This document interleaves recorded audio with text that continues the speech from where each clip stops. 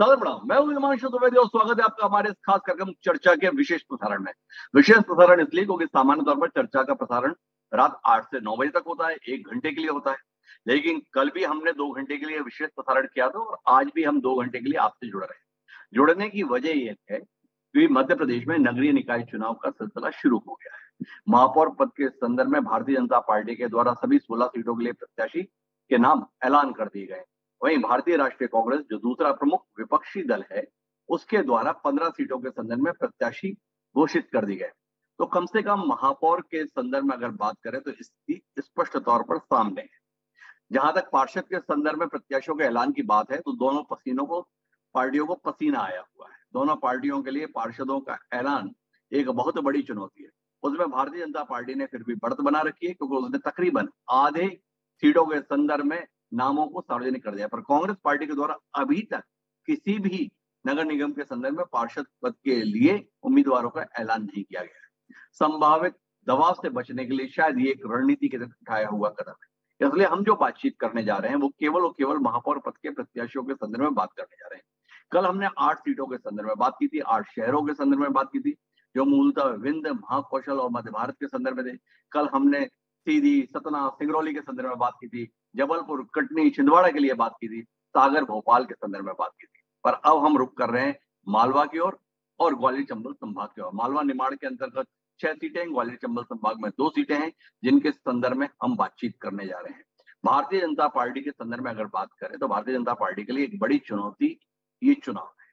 2 कारणों से ये चुनाव है। एक, भारतीय जनता पार्टी की इस समय मध्य प्रदेश में सरकार है, अगले साल चुनाव होना है। राजनीतिक प्रेक्षक इस नगरीय निकाय चुनाव को सेमीफाइनल के तौर पर देख रहे हैं। एक संदेश के तौर पर ग्रहण करने की कोशिश प्रदेश करेगा। जैसे नतीजे इसमें मिलेंगे, लोग तस्वीर बनाने की कोशिश करेंगे कि वही 2023 के विधानसभा चुनाव की भी तस्वीर होगी। वहीं दूसरी चुनौती भारतीय जनता पार्टी के लिए इसलिए है कि पहले जब नगरीय निकाय चुनाव हुए थे तो शिवराज सिंह चौहान के नेतृत्व की भारतीय जनता पार्टी के द्वारा कमाल का प्रदर्शन किया गया था। सभी 16 सीटों पर भारतीय जनता पार्टी के प्रत्याशियों ने महापौर प्रत्याशी के तौर पर जीत हासिल की थी। उस सफलता को दोहराने की चुनौती सामने। क्या भाजपा ये चुनौती निभाने के लिए तैयार? ये सवाल है। तो इस सिलसिले में हम आज बातचीत का सिलसिला शुरू करते हैं। हमारे साथ 3 खास मेहमान इस चर्चा का हिस्सा बनने के लिए मौजूद है। हमारे साथ भारतीय राष्ट्रीय कांग्रेस की ओर से उसके प्रखर प्रवक्ता, एनएसयूआई के पूर्व प्रदेश अध्यक्ष मृणाल पंत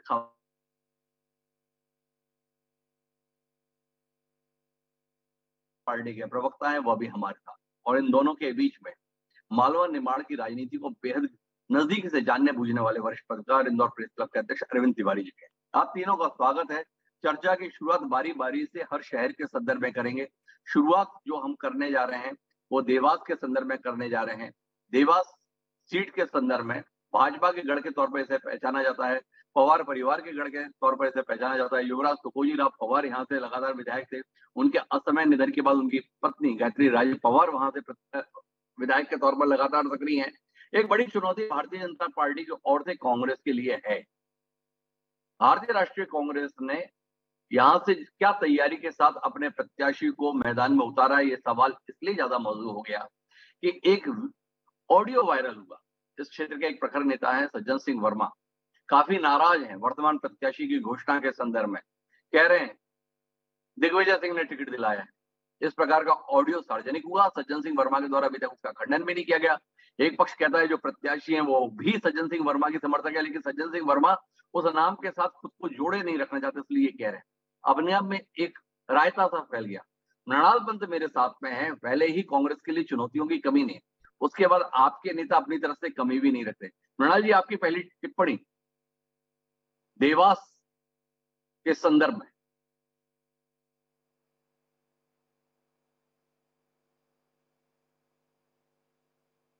मृणाल जी, मेरी आवाज सुन पा रहे हैं?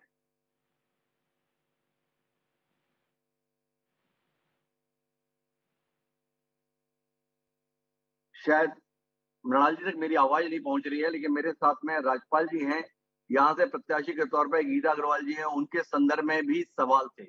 2 और नाम मैदान के संदर्भ में थे, लेकिन उनको खारिज करते हुए गीता अग्रवाल जी को प्रत्याशी बनाया गया है।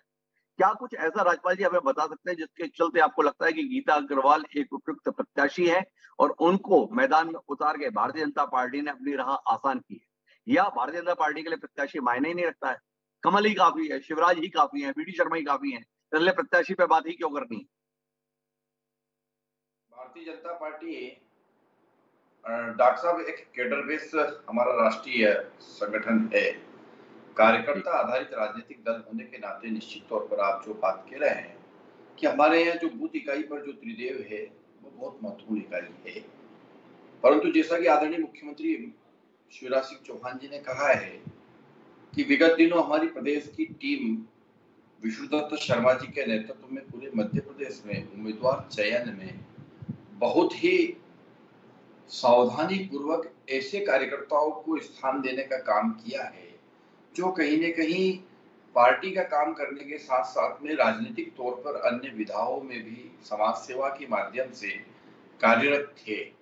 ऐसे लोगों को चुन चुनकर और हमने अवसर देने का काम किया। उसी में एक श्रीमती गीता पति दुर्गेश अग्रवाल का परिवार है जो वर्षों से देवास की सेवा कर रहा है, देवास की जनता की सेवा कर रहा है। दुर्गेश अग्रवाल एक ऐसा नाम है देवास में जो भारतीय जनता पार्टी के माध्यम से, संगठन के माध्यम से और भिन्न भिन्न छोटे बड़े कई सारे राजनीतिक दायित्वों के माध्यम से समाज के बीच में देवास के अंदर अपनी एक पहचान बनाए हुए और हमारे जो देवास के वर्तमान में विधायक है जी गायत्री राजे जी पवार साहब, उनके नेतृत्व में और भारतीय जनता पार्टी के जिले की टीम के नेतृत्व में हम उस चुनाव को जीतने का काम करेंगे, क्योंकि निर्विवादित रूप से हमारे उम्मीदवार के साथ में पूरी भारतीय जनता पार्टी का पूरा कैडर उनके समर्थन में राजपाल जी, मैं बहुत विनम्रता के साथ आपसे कुछ सवाल करना चाहता हूँ।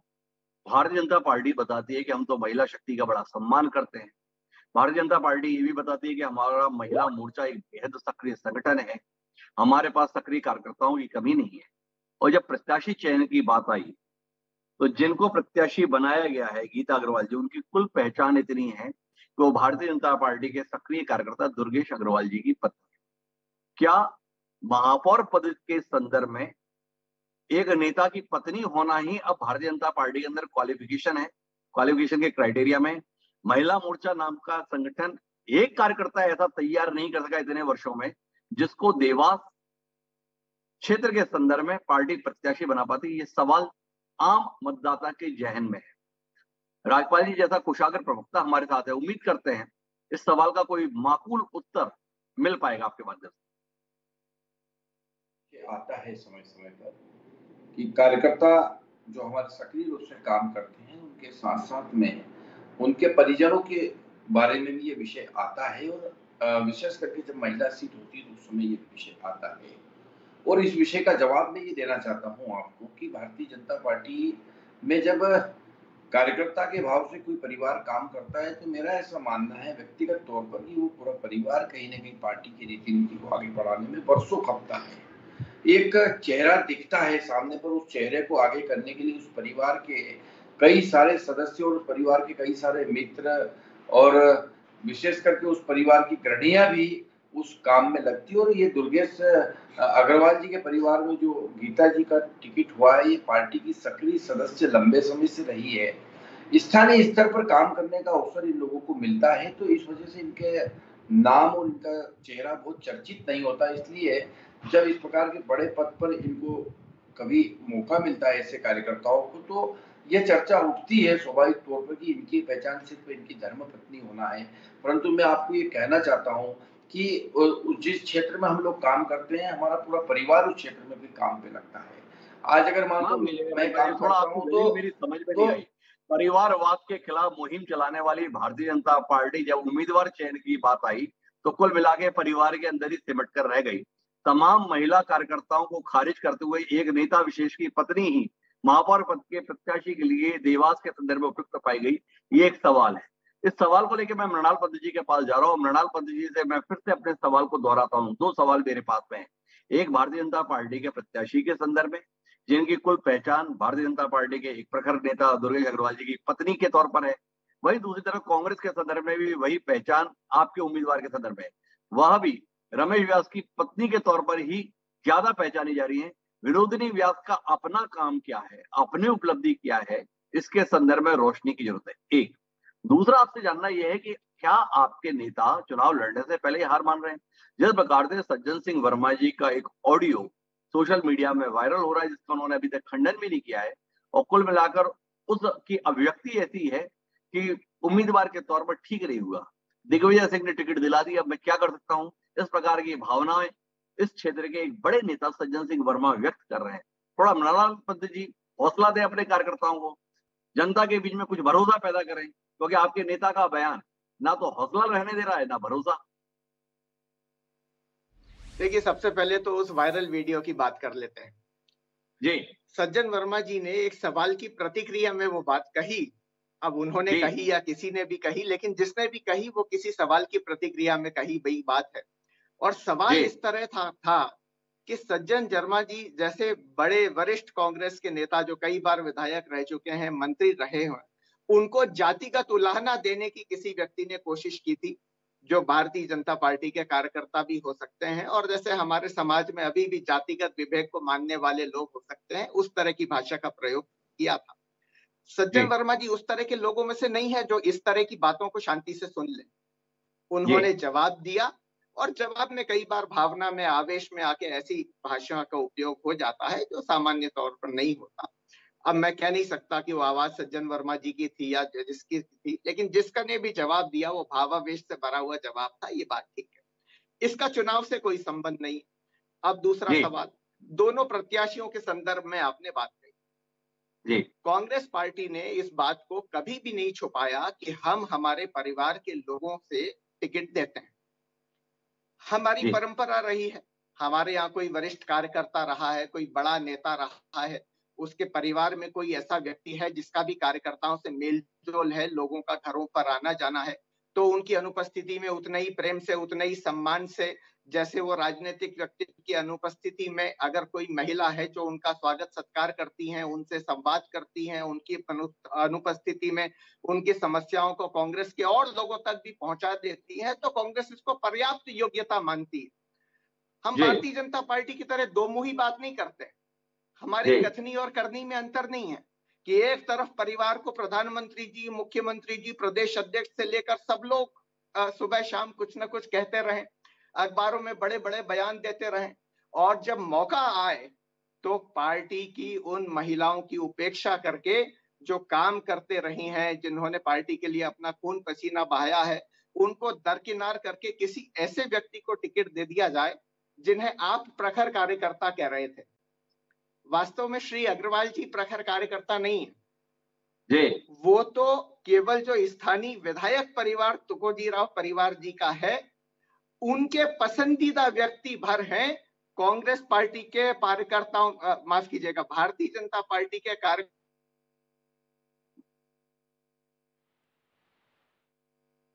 सहयोगी के नाते, चुनाव में आने वाले के नाते, पार्टी के उसूलों के प्रति समर्पित रहने के नाते किसी तरह की कोई पहचान नहीं है। देवास का जो टिकट है, और ऐसे कई टिकट है, केवल देवास का नहीं, भारतीय जी जनता पार्टी ने अपने कार्य मृणाल जी, आप उनकी कुल काबिलियत स्थानीय विधायक गायत्री देवी के परिवार के साथ अनिष्ठा के संदर्भ में कह रहे हैं, पर क्या आप इस तथ्य से इनकार करेंगे कि गायत्री राजे का परिवार ही देवास में सबसे बड़ा फैक्टर है? और जब कांग्रेस ही मान रही है कि हाँ, गायत्री राजे परिवार की पसंद के अनुसार उम्मीदवार दिया गया है, तो ये आपके लिए अपने आप में एक चुनौती नहीं है? नहीं, बिल्कुल चुनौती नहीं है, बल्कि जी इससे तो भारतीय पार्टी के कार्यकर्ताओं के साथ साथ देवास के आम मतदाताओं के मन में भी भारतीय जनता पार्टी के प्रति एक अविश्वास का भाव उपजा है। जी स्थानीय तौर पे विधायक के चुनाव में भले ही वो उस परिवार को पसंद करते होंगे, उनको बार बार चुनाव देते होंगे, लेकिन जब छोटे चुनाव की बारी आती है तो कार्यकर्ताओं की उम्मीद होती है कि अब उनमें से किसी को मौका मिलेगा और पार्टी जी अपने आप कुछ निर्णय लेगी। लेकिन मध्य प्रदेश में षड्यंत्र पूर्वक कांग्रेस पार्टी की सरकार गिराने के बाद जो स्थिति भारतीय जनता पार्टी में बनी है, वो स्थिति अहंकारपूर्ण बर्ताव की है। भारतीय जनता पार्टी के नेता मध्य प्रदेश की जनता की भावनाओं पर तो पहले ही कुठाराघात कर चुके हैं अपने धन बल से और षड्यंत्र से, लेकिन अब जी भारतीय जनता पार्टी ने अपने कार्यकर्ताओं को भी धोबी का गधा बना दिया है, जो जो उनकी बातें भी सुनता है, उल्हाने भी सुनता है, सुबह शाम गधे के समान हम्माली करके काम भी करता है, लेकिन पुरस्कार उसको नहीं मिलता। पुरस्कार मिलता है चुनिंदा नेताओं द्वारा चुने गए लोगों को। तो मृणाल जी तो काफी मुखर होने लगता है। उम्मीदवार चयन के अंतर्गत ही भाजपा ने ऐसा काम कर दिया है जिससे कांग्रेस की राह आसान है। उनका मानना है कि पहले जनता को खारिज कर बैठे थे, फिर अपने कार्यकर्ताओं को भी खारिज कर दिया भाजपा ने, तो बात बनेगी कैसे। मृणाल जी बोलते बहुत अच्छा है, पर दिक्कत यह है कि परिणाम की शक्ल में ऐसा दिखता नहीं जैसा वो दावा करते हैं। पर क्या इस बार कहानी बदलने वाली है, इसकी पुष्टि किससे हो? तो इसके लिए अरविंद तिवारी जी मेरे साथ में। अरविंद तिवारी जी, आपने दोनों ही नेताओं की बात को सुना, क्या आपको वाकई लगता है कि देवास में कांग्रेस इस बार कड़ी चुनौती पेश कर रही है? उम्मीदवार चयन की जगह भाजपा की गलती हो गई है? कांग्रेस पार्टी अपनी सरकार को खरीद फरोख्त के आधार पर गिराए जाने के संदर्भ में मुद्दा बनाने में कामयाब हो रही है? कुल मिलाकर देवास की कहानी अरविंद तिवारी जी के अनुसार क्या होने जा रही है? हिमांशु जी, बिल्कुल आपने जो पूछा मैं उसी पे आ रहा हूँ, लेकिन मैं जी उसके पहले मैंने राजपाल जी को भी सुना और मृणाल भाई को भी सुना। जी आश्चर्य की बात है कि दोनों पार्टी, एक विश्व की सबसे बड़ी पार्टी और एक हिंदुस्तान में सालों तक राज, 70 साल ऐसा कहते हैं ना, सबसे पुरानी इतना साल पार्टी है राज हिंदुस्तान करती, की। सबसे पुरानी पार्टी हिंदुस्तान की दोनों। और देवास में दोनों पार्टियों के पास महिला कार्यकर्ताओं की कोई कमी नहीं है। इंदौर से पास जी में, मैं देवास में पढ़ा भी हूँ, देवास से मेरा नजदीक का वास्ता है। देवास में दुर्भाग्य देखिए कि दोनों, मतलब आंदोलन हो, प्रदर्शन हो, सरकार के खिलाफ मोर्चा खोलना हो, कांग्रेस में भोपाल जाके घेराव करना हो, तो पार्टी की महिला कार्यकर्ता याद आ जाती है। लेकिन दुर्भाग्य जी देखिए कि दोनों पार्टियां अब एक महापौर पद के लिए इतने कार्यकर्ता पार्टी के पास है। कहती भारतीय जनता पार्टी कहती कि हम कार्यकर्ता तैयार करते हैं, हमारे पास तो हमारा अनवरत अभियान चलता रहता है, हम बहुत अपने कार्यकर्ताओं को आगे बढ़ाने में पीछे नहीं हटते। लेकिन भारतीय जनता पार्टी आखिर दुर्गेश अग्रवाल की पत्नी को ही मैदान में लाती है। कांग्रेस में तमाम नेत्रियां देवास में जो बेहद सक्रिय है सब है, लेकिन अंततः दिग्विजय सिंह की अनुशंसा पर विनोदिनी व्यास टिकट पाने में कामयाब हो जाती है, जिनके पति रमेश व्यास एक बार पार्षद का चुनाव लड़े और वो भी हार गए।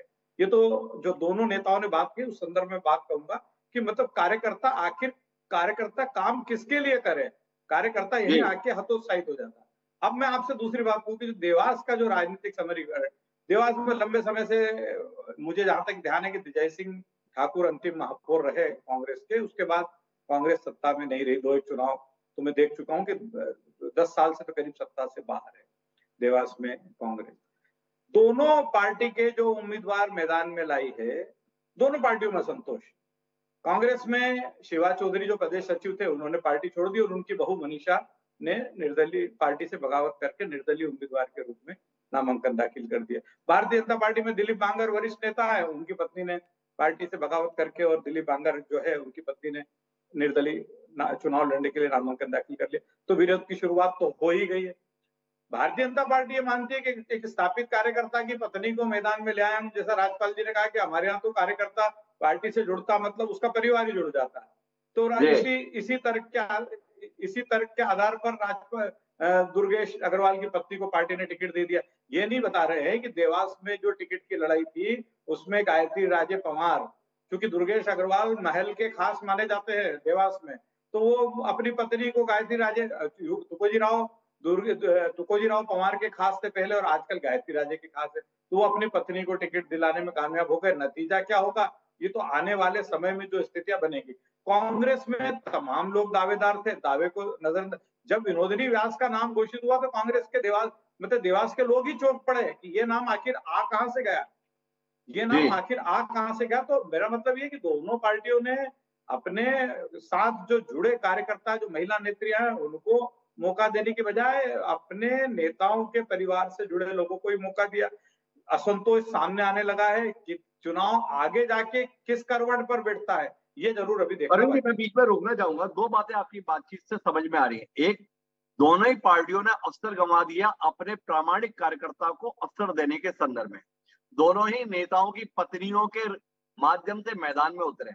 ऐसे में सवाल उठता है कि मुद्दा क्या रहने वाला है? क्या शिवराज सिंह चौहान की सरकार का कामकाज इस नगरीय निकाय चुनाव में देवास में मुद्दा बनेगा, या देवास के अपने विषयों के संदर्भ में आप मान रहे हैं कि वह विषय बनकर निर्णायक शक्ल में आएंगे? क्योंकि प्रत्याशी के स्तर पर दोनों दलों ने निराश कर दिया है कम से कम कार्यकर्ताओं को। निश्चित तौर पर भारतीय जनता पार्टी तो चाहेगी कि स्थानीय मुद्दों के साथ साथ सरकार के जो जनता से जुड़े मुद्दे थे, जो जी सरकार ने जनता से जुड़े मुद्दों पर काम किया, उसका खासकर नगरीय क्षेत्रों में जो काम किया उसका पूरा फायदा लिया जाए। देवास जी में पिछले 5 सालों में 2-3 काम जो है बड़े महत्वपूर्ण हुए हैं। एक तो देवास में जो फ्लाईओवर बनाया जा रहा है, कहीं न कहीं मुझे जी लगता है कि देवास की जनता की बड़ी परेशानी को हल करने की कोशिश की है सरकार ने। जी तो कहीं न वो चूँकि नगरीय क्षेत्र का मामला तो ही मिलेगा। दूसरा ये कि देवास पिछले दिनों जो स्मार्ट सिटी को लेके अलग-अलग शहरों में काम हुआ, उसमें भी देवास में काफ़ी काम हुआ है। तो ये प्रदेश सरकार से जो जुड़े मुद्दे हैं, उसके साथ कहीं न कहीं स्थानीय मुद्दे भी, चूँकि जी अभी नितिन गडकरी के द्वारा इस क्षेत्र में शहरी देवास पर्टिकुलर देवास क्षेत्र की हम बात करें, देवास शहर की बात करें, तो काफ़ी काम स्वीकृत किए गए हैं। तो दोनों कॉम्बिनेशन है, स्टेट गवर्नमेंट से जुड़े मामले और जो देवास में लोकल लेवल पे जो काम हो रहा है, कहीं न कहीं पिछली परिषद के दौर में जो काम हुआ, दोनों का फायदा लेने की कोशिश भारतीय जनता पार्टी करेगी। कांग्रेस निश्चित तौर पर भारतीय जनता पार्टी को कटघरे में खड़े करने की तैयारी में अभी से है। कांग्रेस का ऐसा मानना है, मेरी कांग्रेस के स्थानीय नेताओं से बात हुई, उनका ये कहना है कि पिछले 5 सालों में देवास जो है वो बद से बदतर स्थिति में पहुंचा। अगर जी साफ-सफाई का मामला लें, अन्य दूसरे उसपे निर्माण बुनियादी सुविधाओं के विस्तार का मामला लें, तो दोनों पार्टियों के अपने-अपने पक्ष, लेकिन इस चुनाव में स्थानीय के साथ-साथ सरकार के से जुड़े जो मुद्दे हैं, जो लगता है भारतीय जनता पार्टी को, तो उसका फायदा लेने की भाजपा बिल्कुल कोशिश करेगी। और तो कुल मिलाकर कांग्रेस अगर देवास के संदर्भ में हम बातचीत के मर्म में पहुंचे तो स्थानीय मुद्दे और प्रदेश सरकार का कामकाज, मतलब भारतीय जनता पार्टी के द्वारा दावे और कांग्रेस की आलोचना, ये मुद्दे रहने वाले हैं। प्रत्याशी के स्तर पर जो एक बढ़त का मसला था, उसमें दोनों ही प्रत्याशियों ने वो अवसर गंवा दिया। कोई प्रत्याशी ऐसा उभर कर सामने नहीं आया जो कार्यकर्ताओं में जोश पैदा कर पाता, जनता में आकर्षण पैदा कर पाता। कहीं ना कहीं एक निराशा जनता के स्तर पर और कार्यकर्ता के स्तर पर इस बात को लेकर है कि महिलाओं के लिए आरक्षित सीट पर कुल मिलाकर पुरुष प्रधान समाज ने अपने घर की सल्तनत को बिठाने की कोशिश की है। ये कोशिश किसके हिस्से में जाएगी, ये जानने में दिलचस्पी रहेगी। देखिए, हम अपने सफर को आगे बढ़ाते हैं और उज्जैन की ओर रुख करते हैं। महाकाल की नगरी है उज्जैन, निश्चित रूप से राजनीतिक रूप से बहुत महत्वपूर्ण सीट है, आरक्षित सीट है। यहाँ से कांग्रेस पार्टी की इस बात को लेकर आलोचना हो रही है कि उसने तमाम कार्यकर्ताओं को खारिज करते हुए एक विधायक को मैदान में उतार दिया। शिवराज सिंह चौहान जी आजकल तमाम मंचों से इसी बात को लेकर मुद्दा बना रहे हैं। महेश परमार जो तराना से विधायक है, उनको वहां से प्रत्याशी बनाया है। भारतीय जनता पार्टी ने अपने अनुसूचित जनजाति समाज के प्रदेश उपाध्यक्ष को मैदान में उतारने की कोशिश की है। कुल मिलाकर मृणाल पंत जी, आपसे जानने में दिलचस्पी इस बात को लेकर है, देवास में तो टोटा था ही, या जो भी कारण था, उज्जैन जैसे महत्वपूर्ण शहर के संदर्भ में एक अदद कार्यकर्ता नहीं तलाश पाए आप, देश का सबसे पुराना राजनीतिक दल होने के बाद, जिसको आप महापौर के तौर पर मैदान में उतार पाते। एक विधायक को ही उतारा। इतना लंबा चौड़ा चिंतन शिविर उदयपुर में किया। एक व्यक्ति एक पद के सिद्धांत पर चलने का फैसला लिया। एक परिवार एक टिकट के संदर्भ में फैसला लिया। महीना भर भी नहीं हुआ, फैसले की स्याही भी नहीं सूखी और कुल मिलाकर एक विधायक को प्रत्याशी बनाकर फिर मैदान में उतार दिया। सवालों के घेरे में कांग्रेस। उत्तर के लिए मृणाल पंत के पास चुनौती है। क्या जवाब देते हैं मृणाल जी? इससे पहले हिमांशु जी की मैं उज्जैन पर बात करूं, एक छोटा सा बात देवास के संदर्भ में कह देता हूं। एक जी, छोटे आप से अच्छे अंतर कर की जा रहे थे, मैं माफी चाहूंगा, वो अच्छे में ले नहीं पाए आपका। जी तो देवास में जो हमारी प्रत्याशी थी, वो एक स्वतंत्रता संग्राम सेनानी परिवार से आती है। उनके जी पिताजी की दादाजी की स्वतंत्रता संग्राम में बड़ी महत्वपूर्ण भूमिका थी। उनकी जी बुआ की स्वतंत्रता संग्राम में बहुत भूमिका थी। और हिंदुस्तान में एक ये भी परंपरा है कि परिवार का जब इस तरह का योगदान होता है तो उसको सार्वजनिक जीवन में एक सम्मान दिया जाता है। ये एक बड़ा जी अंतर कांग्रेस और भारतीय जनता पार्टी के प्रत्याशी में देवास के अंतर में है। जी देवास में भारतीय जनता पार्टी की जो प्रत्याशी हैं, उनकी सार्वजनिक जीवन में भी कोई आइडेंटिटी नहीं है, लेकिन इनके परिवार की इस तरह की एक विरासत है। जैसे राजवर्धन सिंह राठौर जी ओलंपिक में जीत के आए तो भारतीय जनता पार्टी ने टिकट दिया कि नहीं दिया उनको सांसद का, जबकि उनका जी राजनीति से क्या लेना देना था। अब उज्जैन जी की बात कर लेते जी हैं। महेश परमार उज्जैन जिले के नेता हैं। जी वो छात्र संघ के कार्यकर्ता रहे। एनएसयूआई के जी दिनों में विक्रम विश्वविद्यालय छात्र संघ के परिक्षेत्र के संयोजक रहे। जी उज्जैन के छात्रों से, नौजवान से घर घर में उनका एक नाता है। और महेश जी परमार जी का टिकट पार्टी का दिया हुआ टिकट नहीं है, महेश जी परमार जी का टिकट तो इंदौर की, उज्जैन की जनता का मांगा हुआ टिकट है। तो उनको जी लगता था कि हमारी आवाज उठाने के लिए एक सक्षम और सबल आवाज होनी चाहिए, और वो सक्षम और सबल आवाज महेश परमार की आवाज होनी है। महापौर का चुनाव विधानसभा के चुनाव से बड़ा है। अगर जी छोटा कोई टिकट दिया जाता तो हम मानते कि हमारे पास व्यक्ति नहीं था और हमने एक विधायक को टिकट लगा दिया, लेकिन एक जी विधायक के क्षेत्र से ज्यादा बड़ा क्षेत्र जिस क्षेत्र में आता है वो प्रमोशन है, डिमोशन नहीं है। और उनकी क्षमताओं पे विश्वास करते हुए उनको बड़ा मौका दिया गया है, इसलिए ये सवाल नहीं उठता कि विधायक को हमने महापौर का टिकट कैसे दे दिया।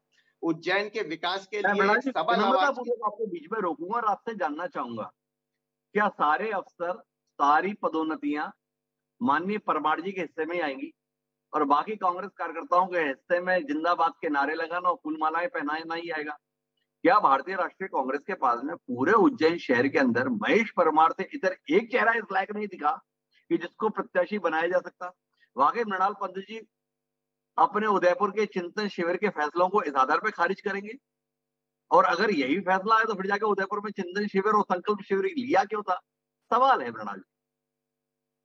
सही सवाल है। हम भारतीय जनता पार्टी की तरह कहें कुछ और करें कुछ ऐसा नहीं करेंगे, इसलिए मैं स्पष्ट जवाब दूंगा। जी स्पष्ट जवाब यह है कि एक जीतने वाले चेहरे को हमने उज्जैन में टिकट दिया है, और इस जी परिस्थिति में महेश परमार से बेहतर उम्मीदवार, जीतने वाला उम्मीदवार कांग्रेस पार्टी के पास जनता की मांग के अनुरूप वहां और कोई दूसरा नहीं था। अगर तीसरी दूसरे व्यक्ति को टिकट दिया जाता तो उज्जैन की जनता की ओर से जो भावनाएं आई थी, उनकी आकांक्षाएं आई थी, उसके प्रति अन्याय होता। और उदयपुर के चिंतन शिविर के प्रस्ताव भी लागू होंगे, लेकिन उसका समय आने वाला है। एक बार ये महापौर का चुनाव संपन्न हो जाए, जब भी महेश परमार जी की विधायक की कुर्सी खाली होगी तो आप देखिएगा कि उदयपुर के चुनाव का अक्षरशः पालन हुआ है, किसी नए कार्यकर्ता को उनकी तो, जगह तो मृणाल मौका पंत मिला जी ने है। बता दिया, अगर उज्जैन की जनता ने महेश परमार को महापौर के तौर पर चुन लिया तो कांग्रेस अगले आम चुनाव में विधायक के तौर पर सराहना में किसी और चेहरे को मैदान में ला देगी।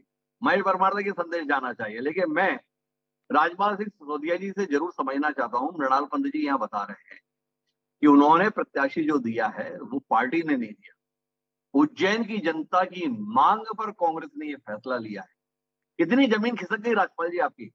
कांग्रेस पार्टी जनता की आवाज को सुन ली और जनता की आवाज पर मैदान में प्रत्याशी दे दी है। तो आपके लिए कोई गुंजाइश बची है? मृणाल पंत जी के दावे को कितना जायज ठहरा रहे हैं, कितना सही ठहरा रहे हैं?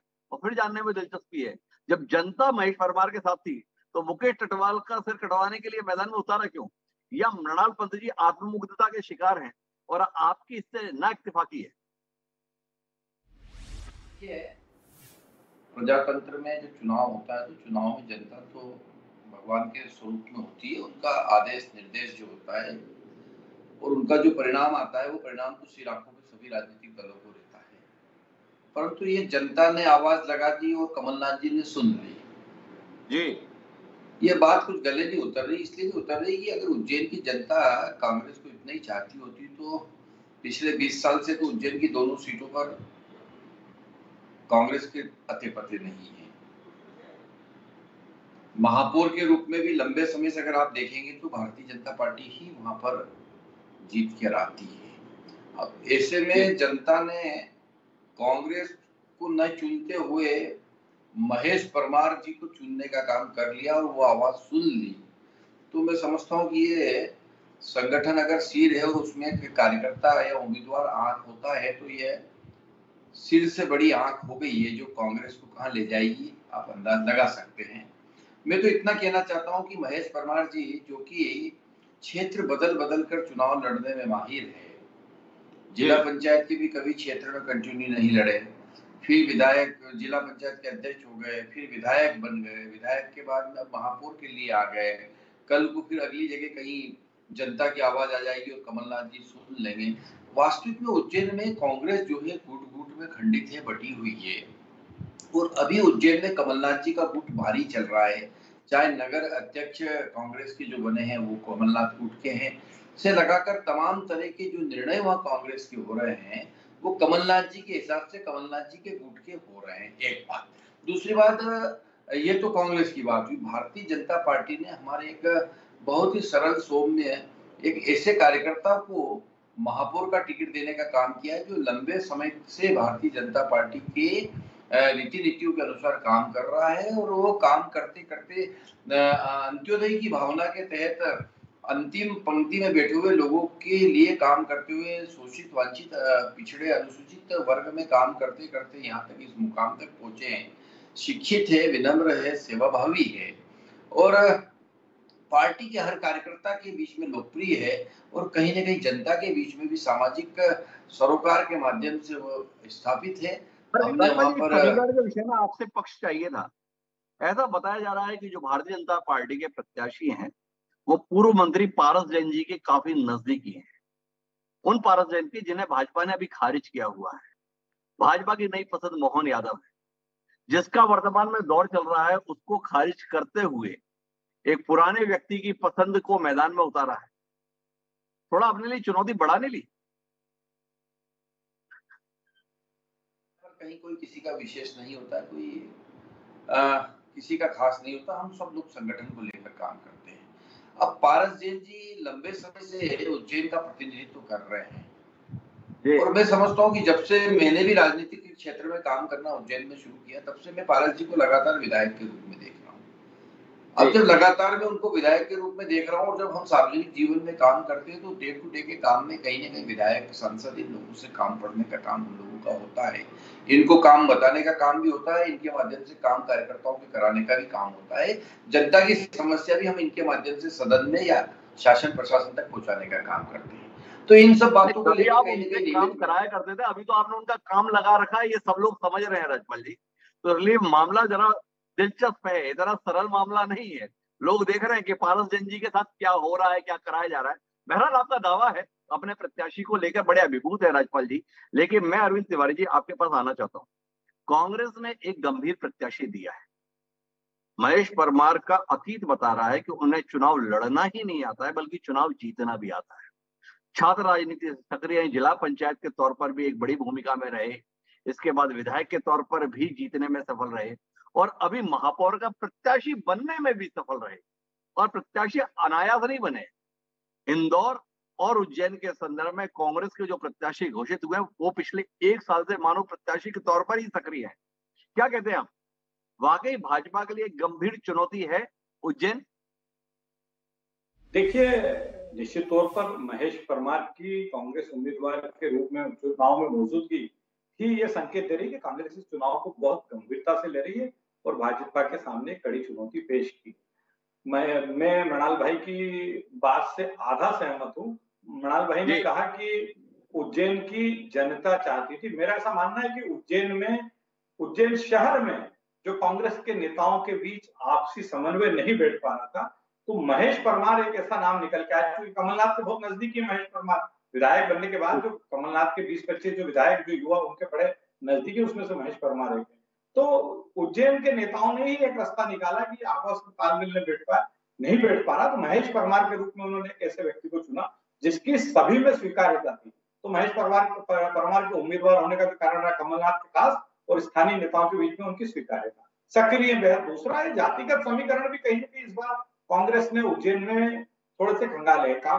अक्सर उज्जैन में ये देखा है कि भारतीय जनता पार्टी जो है वो बेरवा कम्युनिटी के नेता को मौका देती आई है।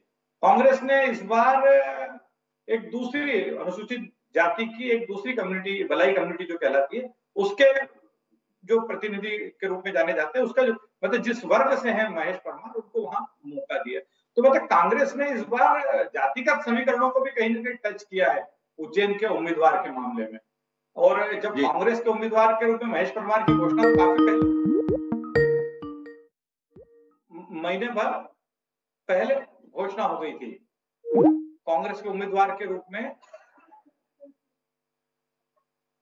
पर अरविंद जी, मैं थोड़ा सा आपको बीच में रोकना चाहूंगा और आपसे समझना ये चाहूंगा इस विषय के संदर्भ में, उज्जैन के संदर्भ में। तो उज्जैन भारतीय जनता पार्टी के लिए महज एक शहर नहीं है, एक महापौर की सीट नहीं है।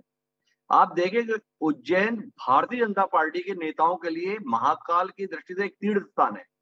शिवराज सिंह चौहान कोई महीना शायद ही जाता होगा जब उज्जैन की ओर रुख ना करते हो। भारतीय जनता पार्टी का शायद ही कोई ऐसा नेता हो जो उज्जैन के लिए रुख ना करता हो। अब ऐसे उज्जैन शहर में अगर भाजपा का महापौर ना हुआ तो भाजपा के लिए बड़ी तकलीफ हो जाएगी। क्या कहते हैं आप? क्या महेश परमार की उम्मीदवारी ने भाजपा को चिंतित कर दिया है? क्या भारतीय जनता पार्टी के लिए उज्जैन के संदर्भ में कुछ अलग रणनीति पे काम करने की जरूरत है? क्या पारस को मोहन यादव तब्दील करा पाने में भाजपा सफल हो जाएगी?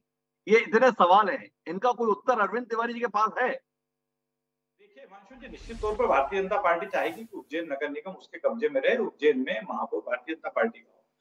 और इसीलिए जब महेश परमार, जो मुकेश टटवाल की उम्मीदवारी घोषित हुई और ये कहा जाने लगा कि महेश परमार के सामने वो कमजोर साबित होंगे, तो ये तमाम बातें अलग अलग स्तर पर चल रही है। लेकिन मेरा ऐसा मानना है कि भारतीय जनता पार्टी का संगठन बहुत ज्यादा मजबूत है, बूथ स्तर तक नेटवर्क है और निसंदेह पिछले सिमस के बाद लगातार जिस तरह बुनियादी सुविधाओं के विस्तार का काम और खासकर जो महाकाल कॉरिडोर जो विकसित किया जा रहा है उज्जैन में, एक बहुत बड़ा काम है। आने वाले समय में शायद प्रधानमंत्री ही उसका कॉरिडोर का शुभारंभ करने प्रधानमंत्री आने वाले हैं। जुलाई में शायद प्रधानमंत्री संभवतः आए इन चुनाव के बाद ही। तो चुनौती निश्चित तौर पर है। कांग्रेस में उम्मीदवार लोकप्रिय हैं, उनकी मैदानी पकड़ है, चुनाव लड़ने का उनको अनुभव है, लेकिन भारतीय जनता पार्टी में उम्मीदवार अपेक्षाकृत नया होने के बावजूद पार्टी के सारे नेता इस बात के लिए लामबंद है कि किसी भी हालत में उज्जैन की सीट जो है वो भारतीय जनता पार्टी के कब्जे से बाहर नहीं जाना चाहिए।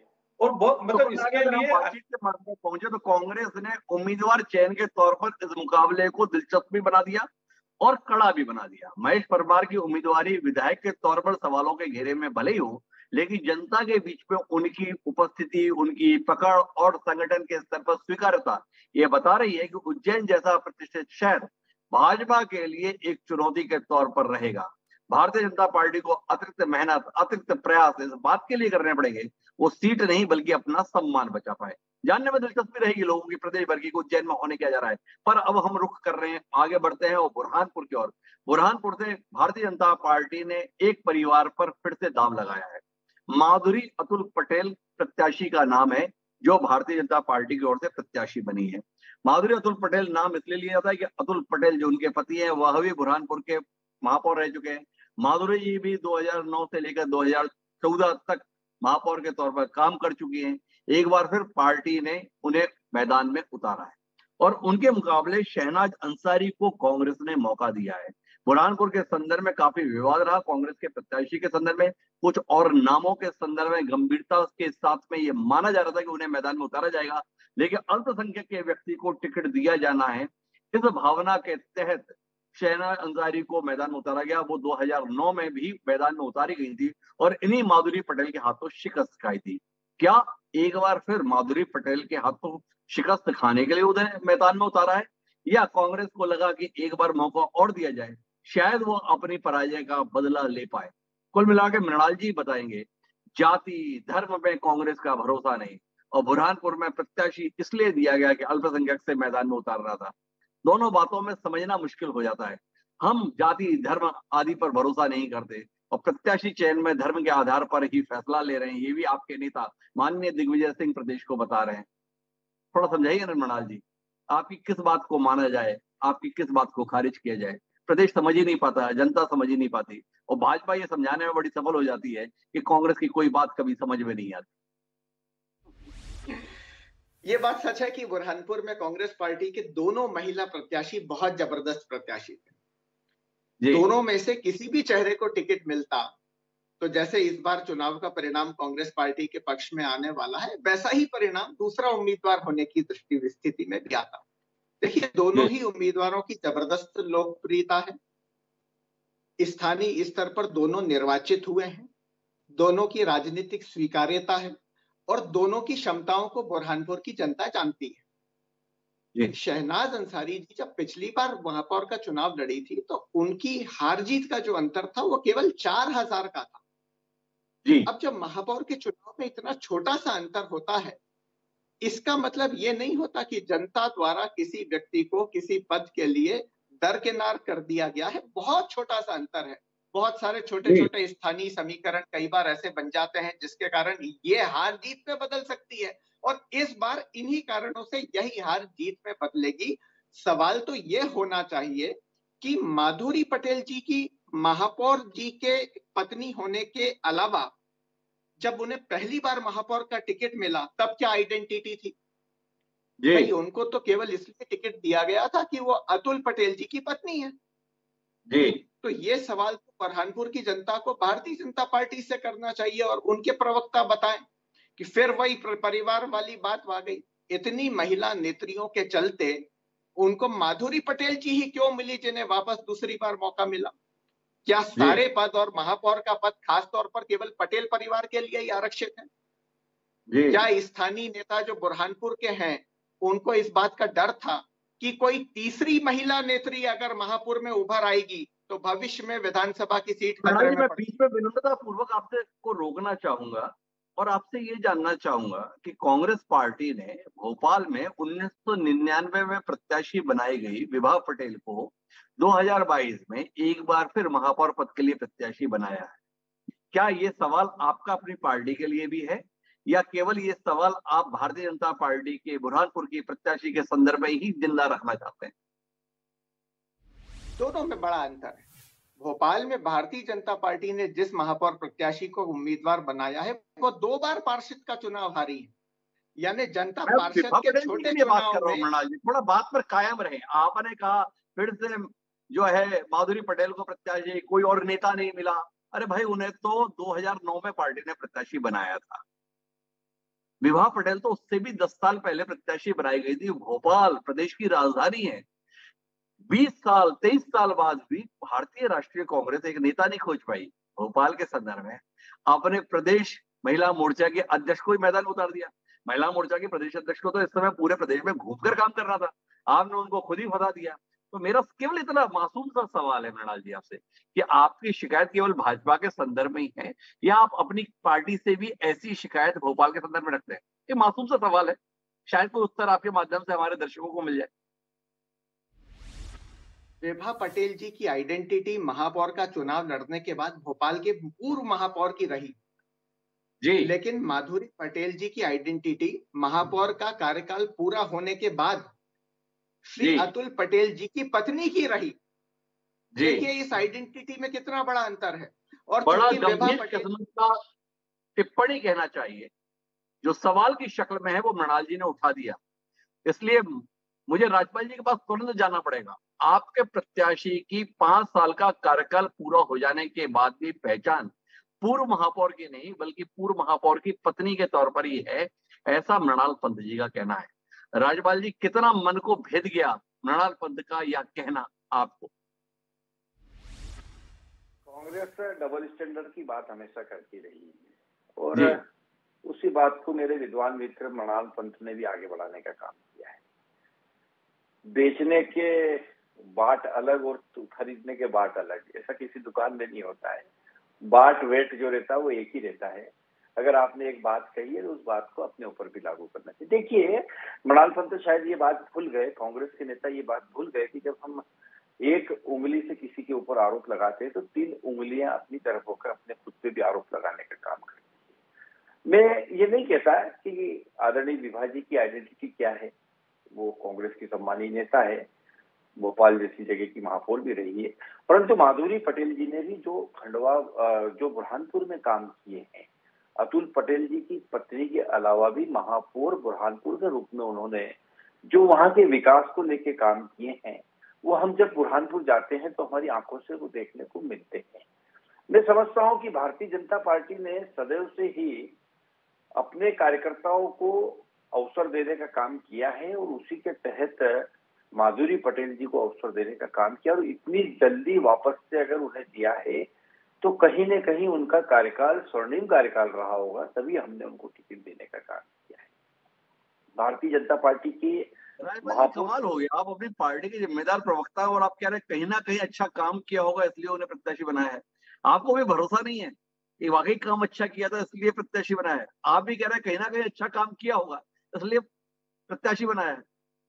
मेरा प्रश्न उनसे प्रश्न है महापौर मृणाल पंत जी से इस विषय में कि हमने कहीं ना कहीं अच्छा काम किया है, किया होगा, तो ही तो बनाया है। ये जनता देगी ना, निर्णय तो जनता देगी। हम तो जनता के बीच में जाएंगे ना अभिषेक बोलेंगे कि हमने कुछ अच्छा काम किया होगा, जब तो हम वापस से आपके बीच में उसी कैंडिडेट को लेके आ रहे हैं। राजपाल जी का कहना है कि माधुरी पटेल ने 5 साल का महापौर के कार्यकाल के तौर पर इतना बेहतर काम किया है, जिसके चलते पार्टी को लगता है उन्हें दोबारा मौका दिया चाहिए। और पार्टी ने अगर दोबारा मौका दिया है तो मृणाल पांत को इतनी परेशानी क्यों है।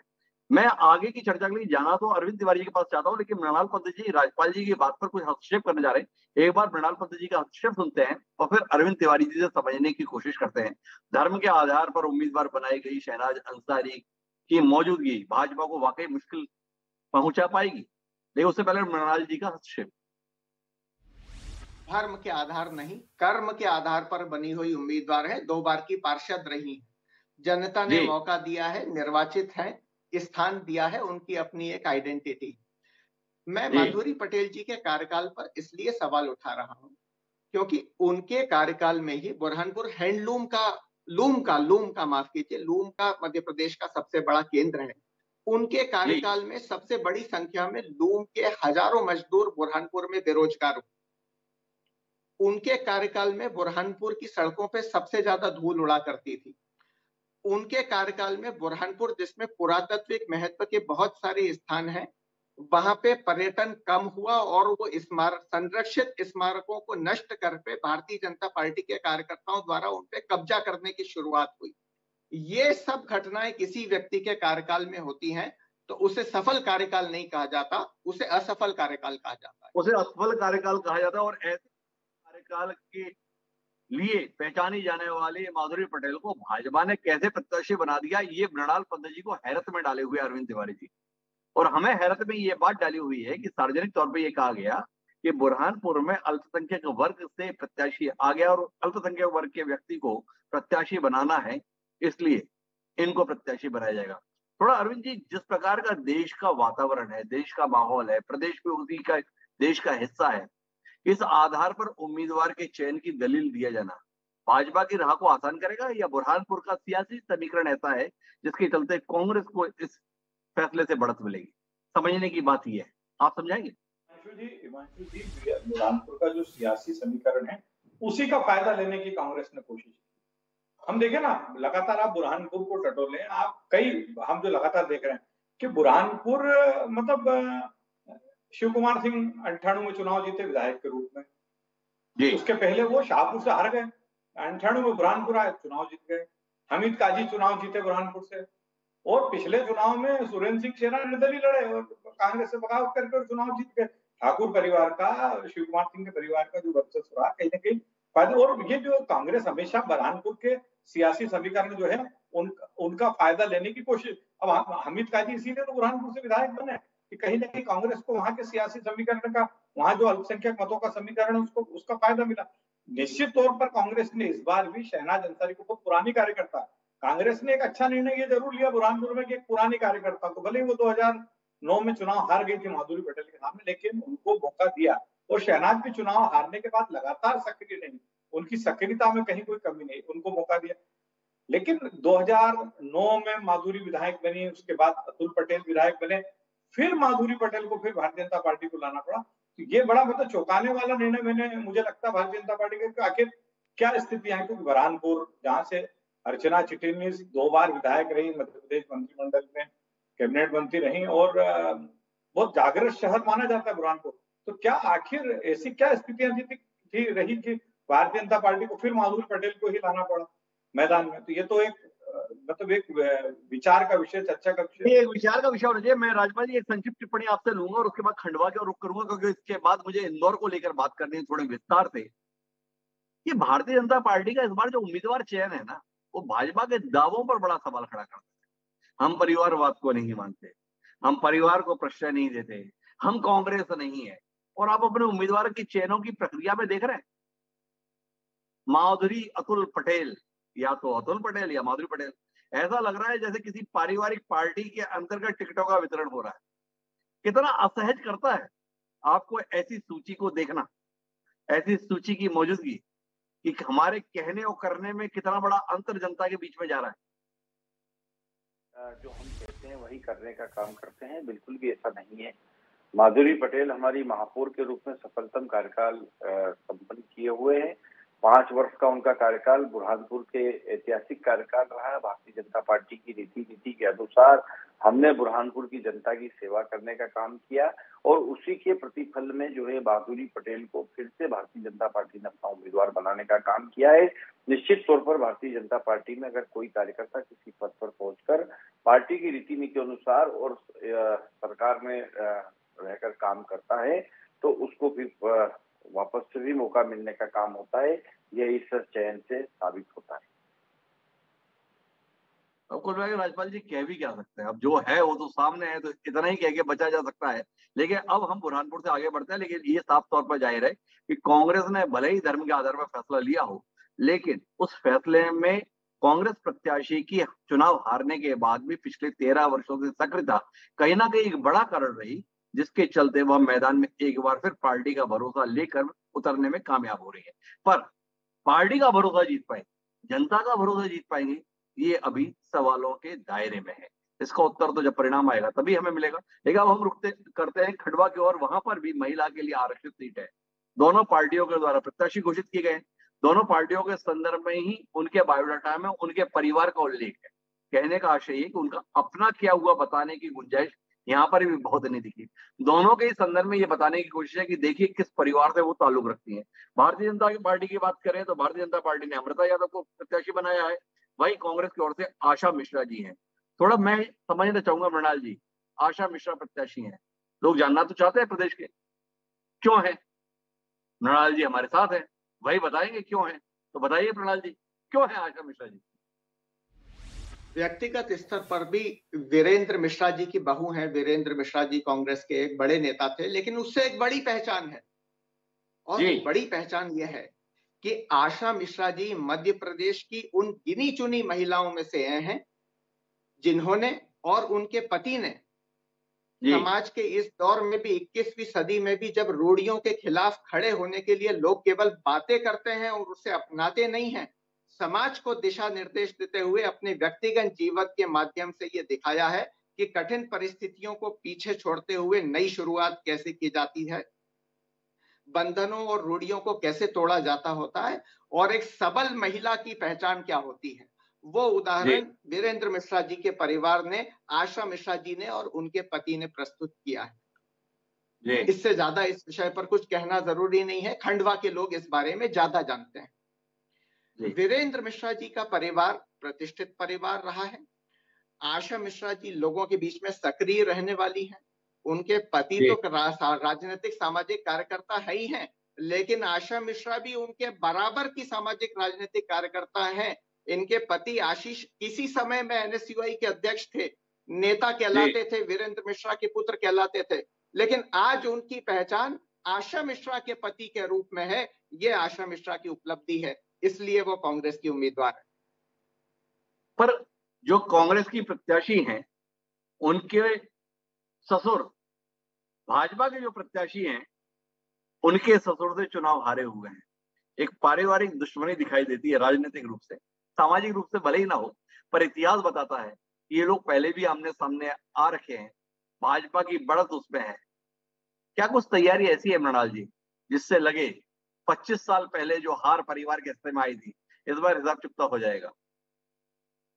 बहुत छोटा सा मार्जिन था जब वीरेंद्र मिश्रा जी विधानसभा का चुनाव हारे थे, और खंडवा के लोग उस चुनाव को अभी भी याद करते हैं। कहते हैं कि जिस जज्बे के साथ खंडवा की जनता ने, कांग्रेस के लोगों ने वो चुनाव लड़ा था, वैसा बार बार देखने को नहीं मिलता। परिणाम अनुकूल नहीं आया, वो एक अलग बात है, लेकिन इस बार फिर एक बहुत अच्छा मुकाबला होने वाला है, कड़ा मुकाबला होने वाला है। दोनों उम्मीदवारों की पारिवारिक पृष्ठभूमि की आप तुलना करें तो एक सामान्य जनता के प्रतिनिधि के तौर पे एक दबंग परिवार के खिलाफ आम आदमी का प्रतिनिधित्व करते हुए आशा मिश्रा चुनाव लड़ रही हैं। बस ये चुनाव इसी पर आधारित है। एक शब्द में सारी कहानी कह दी राज्यपाल जी आपके उम्मीदवार के संदर्भ में, दबंग परिवार की प्रत्याशी। कितना ऐतराज है आपको मृणाल जी की इस टिप्पणी पर? परंतु मैं ये जरूर कहना चाहता हूँ कि कोई दबंग ऐसा पैदा नहीं हुआ इस देश में जो 4 बार लगातार एक ही विधानसभा क्षेत्र से जीते। हुकुम चंद यादव 4 बार विधानसभा लगातार जीते हैं, और जिनको अभी टिकट दिया है भारतीय जनता पार्टी ने, उनके पति भी 2 बार पार्षद रहे हैं खंडवा नगर निगम में, और विवाह के पूर्व अशोकनगर जिले में सरपंच रहने का काम भी हमारी प्रतिनिधि ने किया है।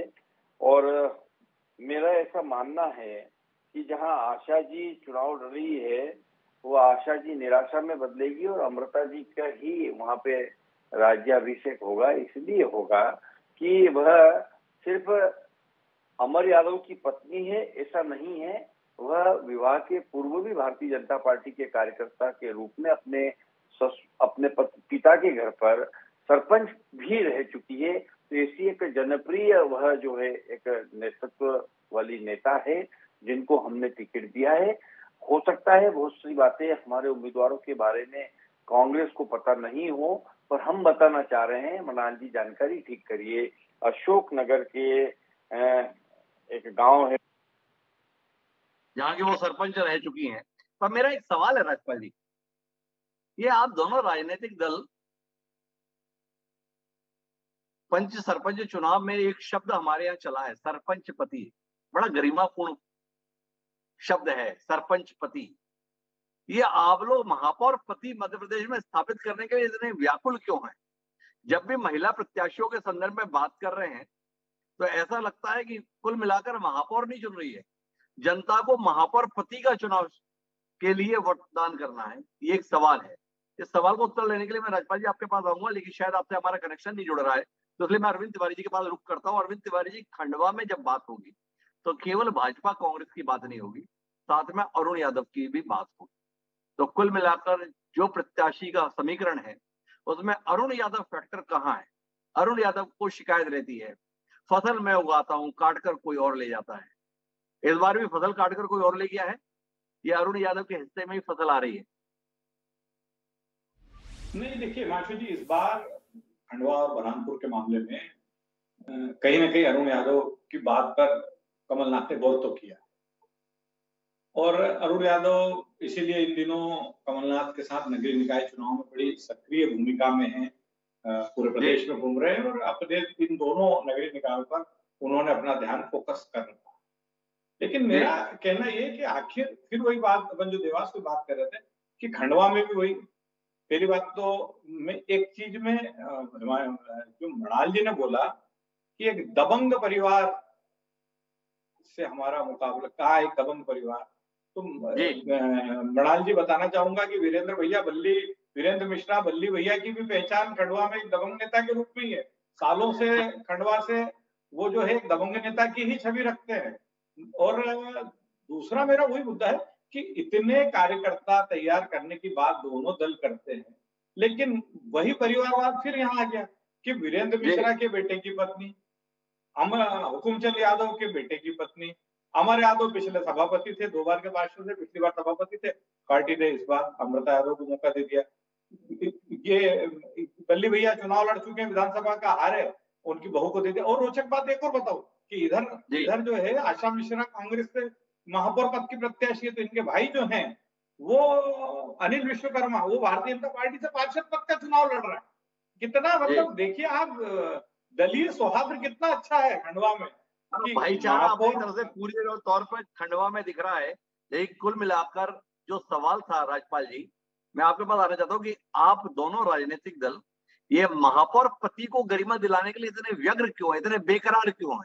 ये बात जरूर समझनी है आपसे कि आप दोनों दलों के प्रत्याशियों का जब विवेचन कर रहे हैं तो कुल मिलाकर समझ में ये आ रहा है कि आप जनता के बीच महापौर का प्रत्याशी चयन कराने के लिए जा रहे हैं, आप महापौर पति का चुनाव कराने के लिए जा रहे हैं। थोड़ा इस पर रोशनी दे दें, फिर हम आगे बढ़े। डॉक्टर साहब, महिला सीट पे चुनाव होगा तो उस महिला का कोई तो पति होगा ना साहब, ऐसा थोड़ी ना। राजपाल जी के पास में अब कहने के लिए है क्या? मृणाल भाई भी इसमें कहें तो क्या कहें? अब जो है वो तो सामने है। कुल मिलाकर सरपंच को ये अधिकार थोड़ी है कि उसका पति आकर गद्दी पे बैठे। महापौर के संदर्भ में भी ये अधिकार मिलना चाहिए, ये संदेश देने की कोशिश शायद हम प्रदेश में कर रहे हैं। मृणाल जी को हस्तक्षेप कर रहे जी। मृणाल जी जी, बस एक छोटे से अंतर की ओर इंगित करना चाहता हूँ। अरविंद जी ने बिल्कुल ठीक कहा, जब स्वर्गीय यादव जी और वीरेंद्र मिश्रा जी दोनों चुनाव लड़ते थे तो इसे 2 दबंगों की लड़ाई कही जा सकती थी। लेकिन विरासत जब नीचे उतरी है तो अब ये परिस्थिति बदल गई है। अब आशा मिश्रा जी और अमित मिश्रा जी के परिवार की गिनती दबंगों में नहीं है, लेकिन अमृता यादव जी के परिवार की गिनती आज भी दबंग परिवारों में है। उनके परिवार में आज भी ऐसे सदस्य हैं जिनके ऊपर 6-6, 7-7 आपराधिक प्रकरण चल रहे हैं। तो मृणाल जी बता रहे हैं कि एक समय में दोनों को आप शोषक के तौर पर देख सकते थे, पर अब एक जना शोषित में तब्दील हो गया है। अरविंद जी, थोड़ा मृणाल जी की भावना को समझने की कोशिश कीजिएगा। 15-18 साल से अब सरकार बदल गई है प्रदेश में, तो कैसे दबंगाई रह जाएगी एक कांग्रेस परिवार की, ये मृणाल जी बताने की कोशिश कर रहे हैं। लेकिन हमें इंदौर में जाना है, लेकिन एक उलझन फंसी हुई है रतलाम के संदर्भ में। रतलाम में भाजपा ने उलझन सुलझा ली। प्रहलाद पटेल और अशोक पोरवाल के बीच में संघर्ष था। भाई विधायक चेतन कश्यप ने वीटो किया और प्रहलाद पटेल निकल गए, पर कांग्रेस उलझी हुई है। जिस कांग्रेस ने नगरीय निकाय चुनाव की घोषणा के साथ ही झटके में 15 प्रत्याशी घोषित किए, वो हफ्ता होने को आया, रतलाम में फैसला नहीं ले पाया। क्या हुआ मृणाल जी, रतलाम में क्या रायता फैला हुआ है जो समेट नहीं पा रहे आप? 2 प्रत्याशी हैं, कश्मकश की स्थिति है। दोनों बड़े अच्छे प्रत्याशी हैं। एक टेक्निकल पेच फंसा हुआ है और उस टेक्निकल पेच के न्यायालय द्वारा समाधान का इंतजार किया जा रहा है। जैसा ही वो हो जाएगा वैसा ही हमारी पार्टी अंतिम निर्णय ले लेगी। पूरे मध्य प्रदेश में हिमांशु जी, हमको ये बात ध्यान रखनी चाहिए कि जहां एक तरफ भारतीय जनता पार्टी स्थानीय निकाय के चुनावों को नहीं करवाना चाहती थी और उन्हें आगे बढ़ा रही थी, वहां कांग्रेस की तैयारी स्थानीय निकाय चुनाव को करवाने की भी थी, मंशा भी थी और तैयारी भी थी। तो इसलिए उदयपुर के चुनाव के बहुत पहले ही हमने प्रत्याशी चयन की एक प्रक्रिया प्रारंभ कर दी थी और उस प्रत्याशी चयन की प्रक्रिया में जो नाम निकल कर आए थे, उन नामों को टेक्निकल पेज के कारण दरकिनार किया जाना ठीक नहीं होगा और इसलिए एक आध दिन की बात है। मुझे लगता है कि कल तक रतलाम का निर्णय भी सबके सामने हो जाएगा। पर यह निर्णय दिन की बात क्या है, अगर कल फैसला नहीं होगा तो प्रहलाद पटेल का निर्विरोध निर्वाचन का ऐलान हो जाएगा। कल तो नामांकन की आखिरी तारीख है ही मृणाल जी, तो इसलिए उसमें कोई रहस्योद्घाटन नहीं है। कल तो आप प्रत्याशी घोषित कर ही देंगे। लेकिन ये जानने में सबकी दिलचस्पी है, एक अदालती मामले में फंसे हुए नेता को प्रत्याशी बनाने के लिए आपकी पार्टी इतनी बेकरार क्यों है? भाजपा कह रही है अपराधियों के प्रति हुई कांग्रेस का ये प्रेम अपने आप में सारी कहानी को बयान कर देता है। इसमें कुछ कहेंगे मृणाल जी? हम तो भारतीय जनता पार्टी से यही सवाल पूछ रहे थे जब प्रज्ञा जी को भोपाल से सांसद का चुनाव भारतीय जनता पार्टी लड़ा रही, और हम तो ये भी पूछ रहे थे कि दोनों प्रकरणों में अंतर देखिए। राजनीतिक प्रकरण में और आतंकवाद के आरोपों में देश में जेल में गए हुए लोगों में कितना अंतर है। और भारतीय जनता पार्टी की सरकार आने के बाद तो अब दिग्विजय सिंह जी जैसे नेताओं पर भी जब प्रकरण लगे ही जा रहे हैं, अगले विधानसभा चुनाव की स्थिति में हमें ऐसा लगता है कि कांग्रेस का शायद ही कोई कार्यकर्ता ऐसा बचेगा जो चुनाव लड़ने के लिए योग्य बचेगा, अगर भारतीय जनता पार्टी की इसी तरह से उन पर प्रकरण लगाने की स्थिति लगे रही। तो केवल आपराधिक प्रकरण होना, राजनीतिक वैमनस्यता के दौर में प्रकरणों के माध्यम से उसको पूरा करने वाली सरकार के रहते कोई सवाल नहीं है। सवाल तो यह है कि आखिर भारतीय जनता पार्टी कैलाश विजयवर्गीय जी को इतना नीचा दिखाने पर क्यों तुली हुई है। पार्टी के राष्ट्रीय महामंत्री हैं, इंदौर में तो उनकी पसंद के उम्मीदवार को टिकट नहीं दिया, एक योग्य उम्मीदवार था रतलाम में, उसको टिकट देते थे, आम सहमति उसके नाम पर बन रही थी। स्थानीय प्रत्याशी रतलाम के चाहते थे कि अनिल जी को टिकट मिले, लेकिन उनकी जगह एक ऐसे व्यक्ति को टिकट दे दिया जो रतलाम में ऐसी होटल चलाए जाते हैं जिसे रतलाम का माय होम कहा जाता है। राजपाल जी, बड़ी गंभीर टिप्पणी है मृणाल पंत जी की, और कैलाश जी की हालत को लेके बहुत दुखी है मृणाल जी। आपके नेता हैं, दुख मृणाल जी का अच्छा लग रहा है, बड़ा मुश्किल हो रहा है समझना। चल क्या रहा है इस समय मालवा निमाड़ की राजनीति में? मृणाल जी चिंता करते अपने नेताओं की तो अच्छा होता है, कैलाश जी की चिंता करने के लिए भारतीय जनता पार्टी का संगठन और भारतीय जनता पार्टी के लोग है। आपको बहुत चिंता करने की आवश्यकता नहीं है। और जहां तक रतलाम का जो निर्णय हुआ है, एक हमारे ऐसे कार्यकर्ता को लेकर निर्णय हुआ है जो 2 बार के पार्षद और लगातार कार्यकर्ताओं के बीच में सक्रिय, जनता के बीच में सक्रिय ऐसा नेता जो। एक सीधा सवाल करता हूँ, अशोक पोरवाल के मुकाबले प्रहलाद पटेल में क्या चीज ऐसी अच्छी थी जिसके चलते अशोक पोरवाल की दावेदारी को खारिज कर दिया गया? अब कांग्रेस का तो प्रत्याशी आया नहीं है, तो मैं ये सवाल नहीं करता था कि कांग्रेस के मुकाबले भाजपा प्रत्याशी किस मायने में बेहतर है। तो भाजपा बनाम भाजपा को लेकर सवाल है। अशोक पोरवाल जो नगर निगम के अध्यक्ष भी रहे, वरिष्ठ नेता रहे, कई लोग उनके नाम को चाहते थे, उनको खारिज करते हुए प्रहलाद पटेल को चुना गया। तो राज्यपाल जी कम से कम प्रदेश को बताएं कि आखिर पोरवाल के मुकाबले प्रहलाद पटेल को चुना, क्यों चुना, किन मामलों में पोरवाल जी से बेहतर थे इसलिए चुना? के मुकाबले किसको चुना ये न बोलते हुए मैं ये कहना चाहता हूँ कि भारतीय जनता पार्टी में उम्मीदवार के चयन की एक प्रक्रिया है। हम नीचे से रायशुमारी करके जिला स्तर पर विचार विमर्श करते हैं, फिर संभागीय स्तर पर हमारी कोर कमेटी होती है, उसमें फिर उन नामों पर विस्तार पूर्वक चर्चा होकर सहमति बनती है और उस सहमति को प्रदेश अनुशंसा करके उसको डिक्लेयर करने का काम करता है। इस पूरी प्रक्रिया में कहीं न कहीं दोनों समतुल्य कार्यकर्ता थे, इक्विवेलेंट कार्यकर्ता थे और दोनों के ऊपर विचार विमर्श हुआ और उसके अंदर चूंकि एक व्यक्ति का निर्णय होना था तो मेरिट के आधार पर प्रहलाद पटेल जी का निर्णय होने का काम हुआ। और जी वही तो जानना था, मेरिट में प्रहलाद जी आए, किस मामले में पिछड़ गए पोरवाल जी? क्या स्थानीय विधायक का समर्थन नहीं ले पाए इसलिए निपटा दिए गए, या इससे इतर कोई और चीज ऐसी है जो हम नहीं जान पाए और आपको पता हो तो आपके माध्यम से हम बाकी लोगों को बता पाए? मेरिट डिसाइड जब होती है तो कई सारे फैक्टर्स पर बात होती है।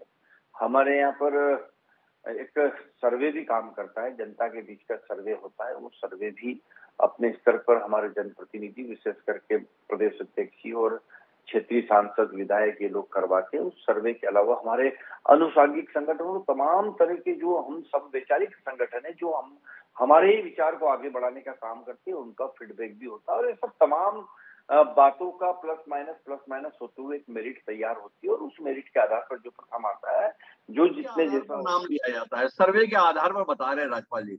अरविंद तिवारी जी केवल पत्रकार नहीं है, खोजी पत्रकार है, अंदर भी क्या होता है इसकी जानकारी रखते हैं। अरविंद जी आप ही बताएं, पोरवाल पर प्रहलाद जी भारी पड़े, सर्वे के कारण भारी पड़े या नेता की सिफारिश के चलते भारी पड़े?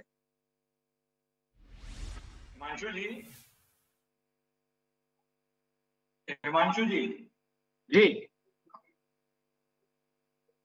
पोरवाल पर प्रहलाद पटेल इसलिए भारी पड़े कि वो चेतन कश्यप के बड़े प्रिय पात्र जी, पार्टी के सर्वे, संगठन और सबसे पहले जो 5 नाम भारतीय जनता पार्टी घोषित करने वाली थी उसमें तो अशोक पोरवाल का नाम था जी, लेकिन अचानक 2 दिन में समीकरण बदले और प्रहलाद पटेल महापौर के उम्मीदवार के रूप में सामने आ गए। और ये पूरा रतलाम जानता है और ये पूरा मालवा में चर्चा का विषय कि सिर्फ और सिर्फ चेतन कश्यप के कारण, चूंकि वो चेतन कश्यप के प्रिय पात्र हैं, इसलिए वो टिकट लेने में सफल रहे।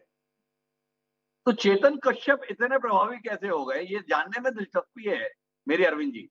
कैलाश विजयवर्गीय जैसा दिग्गज अपनी पसंद पर मोहर नहीं लगवा पाता, ज्योतिरादित्य सिंधिया जैसा पार्टी को सत्ता में लाने वाला शख्स अपने व्यक्ति को टिकट दिला पाने में नाकाम हो जाता है।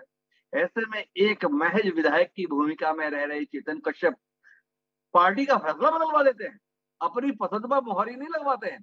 एक फैसला लिया गया था, वो फैसला बदल जाता है, कैसे अरविंद जी?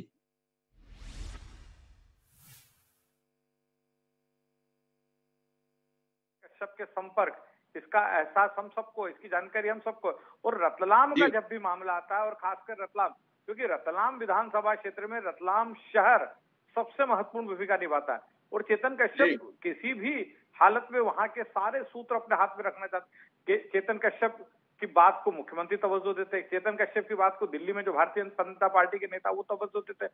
और जब एक विधायक किसी नाम के लिए एडामेंट हो जाए, एक विधायक ने जब, अच्छा दूसरी बात है कि प्रहलाद पटेल की उम्मीदवारी का इश्यू अलग था, क्या चेतन कश्यप के सहमत न होने की स्थिति में अशोक पोरवाल को पार्टी मैदान में लाने का दुस्साहस कर सकती थी, क्योंकि पार्टी रतलाम के मामले में कोई जोखिम भी नहीं उठाना चाहती थी। इसीलिए मुझे लगता है कि अंततः जो आपने मुझसे सवाल किया उसका तो जवाब मैंने आपको दिया कि चेतन कश्यप का आखिर इतना वजन पार्टी में क्यों है, लेकिन पार्टी ने रतलाम में एक टकराहट को टालने के लिए भी कि एक ऐसे व्यक्ति को महापौर का उम्मीदवार बनाए जिसको विधायक नहीं पसंद करता हो, इसलिए भी मुझे लगता है कि उन्होंने प्रहलाद पटेल के पक्ष में ऐन वक्त पर यह निर्णय लिया। कुल मिलाकर एक विधायक की पसंद पूरे संगठन पे भारी पड़ी है रतलाम के संदर्भ में, जाहिर है भाजपा को लेकर, लेकिन कांग्रेस की उलझन अपने आप में रतलाम की राह को मुश्किल बना रही है।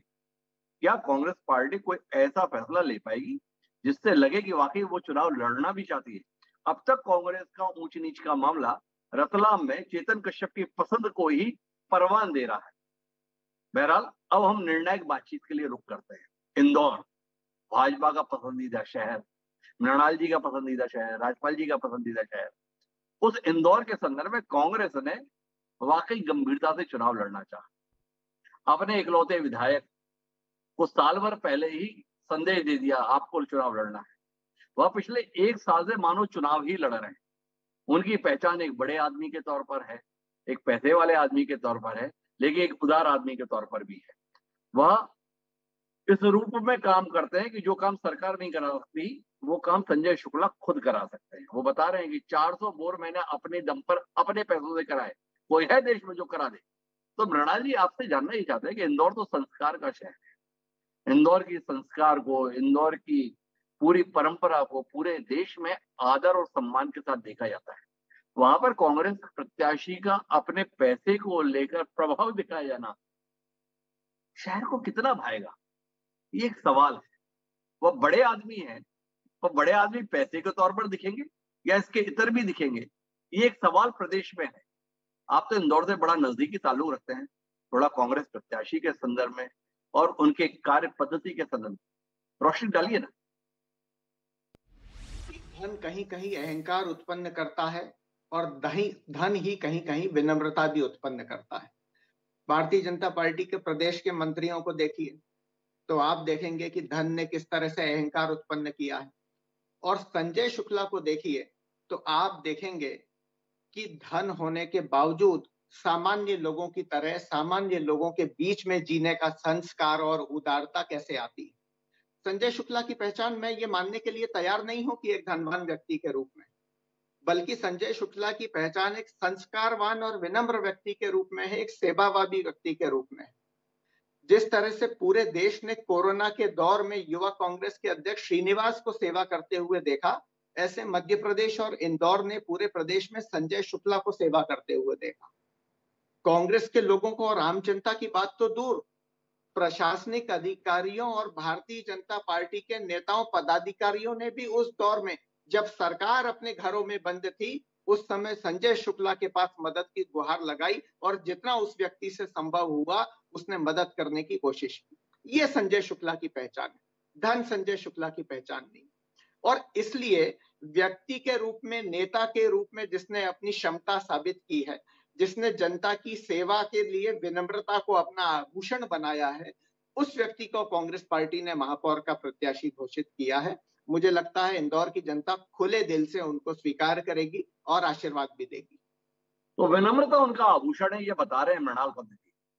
और कांग्रेस ने कितनी बड़ी चुनौती दी है, ये भारतीय जनता पार्टी के प्रत्याशी चयन से दिखता है। भारतीय जनता पार्टी ने बड़ी मेहनत की प्रत्याशी चयन के संदर्भ में और इस नतीजे पर पहुंची कि सालों से सक्रिय हमारा कोई कार्यकर्ता इस लायक नहीं है जो संजय शुक्ला का मुकाबला कर सके। तो फिर क्या करें? तो भारतीय जनता पार्टी ने एक संघ के कार्यकर्ता को, जो वकालत में अतिरिक्त महाधिवक्ता के पद पर काम कर रहे थे, इस्तीफा दिलाकर प्रत्याशी के तौर पर मैदान में उतारा। इतना डर गए राज्यपाल जी आप उस इंदौर नगर निगम में महापौर का प्रत्याशी देने में अपनी पार्टी से, जिसे आप हारते ही नहीं है। इतना डर शुक्ला जी की उम्मीदवारी से, इतना डर कांग्रेस से। कांग्रेस का जो चयन 1 वर्ष पूर्व हुआ था जी, तो बाहुबली लक्ष्मी पुत्र को हमारा एक साधारण सा कार्यकर्ता धूल चटा सकता है, यह बात साबित करने के लिए पुष्यमित्र भार्गव जैसे विद्वान, विनम्र, सहज, सरल, सेवाभावी कार्यकर्ता को हमने मैदान में उतारा। राजपाल जी देखिए, गलत बात मत करिए। आपका कार्यकर्ता नहीं, संघ के स्वयंसेवक कहें चलेगा, अखिल भारतीय विद्यार्थी परिषद के पूर्व कार्यकर्ता कहें तो चलेगा। भाजपा का कार्यकर्ता कम से कम पुष्यमित्र जी नहीं थे, इतना तो आपको मानना चाहिए। क्यों आपने उन लाखों कार्यकर्ताओं के संदर्भ में आप सवाल खड़ा कर रहे हैं? कब आपको पुष्यमित्र जी भाजपा के कार्यकर्ता के तौर पर सक्रिय दिखे, जरा बताएंगे? जब मैं भारतीय जनता युवा मोर्चा का प्रदेश का महामंत्री था, आदरणीय विश्वास सारंग प्रदेश के अध्यक्ष थे, उस समय पे पुष्यमित्र भार्गव भारतीय जनता युवा मोर्चा के कार्यकारिणी के सदस्य थे, राष्ट्रीय कार्यकारिणी के सदस्य थे और हमारे साथ में काम करते थे। जब मैं सूचना के अधिकार प्रकोष्ठ का प्रदेश संयोजक था, तब मेरी टीम में पुष्यमित्र भार्गव जी हमारे साथ में काम करते थे, हम बैठकें करने जाते थे, गोष्ठियां करने जाते थे और भारतीय जनता पार्टी के कार्यकर्ताओं को सूचना के अधिकार के बारे में जानकारी देने का काम करते थे। मैं पुष्यमित्र भार्गव जी को लंबे समय से जानता हूं। उन्होंने कई सारी अलग अलग भूमिकाओं में काम करने का काम किया। कई बार हम लोगों के साथ में भारतीय जनता पार्टी के भिन्न भिन्न दायित्वों पर भी रहकर काम करने का काम किया। तो यह कहना कि वे भारतीय जनता पार्टी के कार्यकर्ता कब रहे, ये गलत है। हमारे यहाँ भूमिका परिवर्तित होती है। हम भी छात्र जीवन में जब थे तो विद्यार्थी परिषद का काम करते थे। जब छात्र जीवन पूर्ण हुआ और अपने कामकाज में, वकालत में, खेती में, कृषि किसानी में इसमें लगे, तो उसके बाद में हम भारतीय जनता युवा मोर्चा के माध्यम से भारतीय जनता पार्टी में प्रवेश किए। और हम तो कहते हैं कि भारतीय जनता पार्टी में प्रवेश का द्वार जो है वो भारतीय जनता युवा मोर्चा के माध्यम से। तो जब यूथ कार्यकर्ता कोई भारतीय जनता पार्टी की सदस्यता ग्रहण करता है तो उसे पहली जिम्मेदारी पार्टी में अगर कहीं मिलती है तो युवा मोर्चा के माध्यम से मिलती है। तो ऐसे ही पुष्यमित्र भार्गव जी ने भी उधर काम करने का काम किया। चूंकि वकालत करते करते वे वकालत के क्षेत्र में भी माहिर रहे, तो इस वजह से संगठन ने, जब सरकार में हम आए और हमें जब महाधिवक्ताओं के रूप में कार्यकर्ताओं की आवश्यकता लगी, अच्छे वकीलों की आवश्यकता लगी, तो उस समय पुष्यमित्र भार्गव जी को फिर उस क्षेत्र में काम देने का काम किया। तो वह काम भी उन्होंने बखूबी पूर्ण निभाया। आपसे तो समझना केवल इतना ही है ना, सारी बात आपने बहुत अच्छी बताई, पर इतना तो बताइए कि इंदौर जैसे शहर में क्या भारतीय जनता पार्टी के हजारों कार्यकर्ता जो दरी उठाने बिछाने का काम सालों से करते आ रहे थे, उनके किसी पसीने में ऐसी खुशबू नहीं आई जिसमें लगा कि इसको महापौर का प्रत्याशी बना दें, जिसके तहत अतिरिक्त महाधिवक्ता जैसी महत्वपूर्ण जिम्मेदारी निभा रहे शख्स को इस्तीफा कराया गया। आपने खुद ही बताया हमें अच्छे वकीलों की जरूरत थी, उस अच्छे वकील का काम छुड़वा कर उसको इस चुनाव में उतरवा दिया। खारिज किसको किया? आपने उन हजारों कार्यकर्ताओं को जो इंदौर में सक्रिय थे, या किसी और को? संदेश इस टिकट के माध्यम से हम समाज में यह संदेश देने में भी सफल हुए कि राजनीतिक क्षेत्र में और विशेष करके चुनावी क्षेत्र में सिर्फ भारतीय जनता पार्टी या सिर्फ वकालत या सिर्फ किसी एक विशेष काम को करने वाले लोगों को ही अवसर नहीं मिलता है। समाज के सभी वर्गों को भारतीय जनता पार्टी अवसर देने का काम करती है। भिन्न भिन्न स्थान पर काम करने वाले लोगों को कमाल का दलील दी है राज्यपाल सिंह सिसोदिया जी ने। मैं उस दलील को समझने के लिए अरविंद तिवारी जी आपके पास आता हूं। और राज्यपाल जी ने बताया कि हमने समाज को संदेश देने में का काम किया है कि हम अन्य वर्ग के लोगों को भी महत्व देते हैं। संदेश इस बात का गया या संदेश इस बात के लिए गया कि अब कार्यकर्ताओं को छोड़कर हम बाकी को महत्व देते हैं? थोड़ा अरविंद जी आप समझाएं ना। पुष्यमित्र भार्गव की उम्मीदवारी भारतीय जनता पार्टी के कार्यकर्ताओं को किस बात का संदेश है? देखिए हिमांशु जी, पुष्यमित्र भार्गव बहुत अच्छे व्यक्ति हैं, समाज सेवा के क्षेत्र में सक्रिय हैं, अच्छे अभिभाषक हैं। बहुत कम क्षेत्र में उन्होंने विधि के क्षेत्र में अपनी एक अच्छी पहचान बनाई। लेकिन मैं आपकी इस बात से पूरी तरह सहमत हूं कि पुष्यमित्र भार्गव की उम्मीदवारी के बाद, या पुष्यमित्र भार्गव के पहले डॉक्टर निशांत खरे का नाम चला था, लगभग फाइनल होते होते रह गया निशांत खरे का नाम कि निशांत खरे इंदौर के महापौर पद के लिए भाजपा के प्रत्याशी होंगे। भाजपा के एक आम कार्यकर्ता में ये बात तो उठी है कि आखिर क्यों पार्टी अपने काडर के किसी व्यक्ति को अनदेखा कर रही है। इंदौर में भारतीय जनता पार्टी के पास लंबी चौड़ी फौज है। पार्टी में ही पहले कहा गया कि रमेश मेंदोला जो भारतीय जनता पार्टी के विधायक हैं इंदौर से, वे सबसे मजबूत प्रत्याशी हैं भारतीय जनता पार्टी के। मधु वर्मा जो इंदौर विकास प्राधिकरण के अध्यक्ष है। इसके अलावा और भी कई नाम थे जो पार्टी अगर नई लीडरशिप को इंदौर में आगे लाना चाह रही है, मध्य प्रदेश में आगे लाना चाह रही है, तो उस क्रम में भी जो पार्टी का क्राइटेरिया है हिमांशु जी की 40 से 50 साल की उम्र या 45 से 55 साल की उम्र के बीच में किसी व्यक्ति को मौका दिया जाए, तो पार्टी के पास इंदौर में लंबी कतार थी। लेकिन उनसे हटकर पार्टी ने जो निर्णय लिया वो कहीं ना कहीं पार्टी के कार्यकर्ताओं को, पार्टी के प्रति जो निष्ठावान लोग, उनके मन में एक सवाल तो खड़ा कर ही रहा है। पार्टी भारतीय जनता पार्टी का अनुशासित संगठन है, उनके कार्यकर्ता। आखिरी टिप्पणी चाहूंगा इस चर्चा की आपसे। क्या आपको लगता है कि प्रत्याशी चयन के अंतर्गत कांग्रेस ने जो प्रत्याशी चुना और जवाब में भारतीय जनता पार्टी ने जो प्रत्याशी चुना, तो इंदौर एक ऐसी सीट मानी जाती है जो भाजपा के लिए कैटवॉक मानी जाती है? आना है, लड़ना है और जीत जाना है। पर इस बार वाकई मुकाबला होना है या पुराना इतिहास ही रहेगा?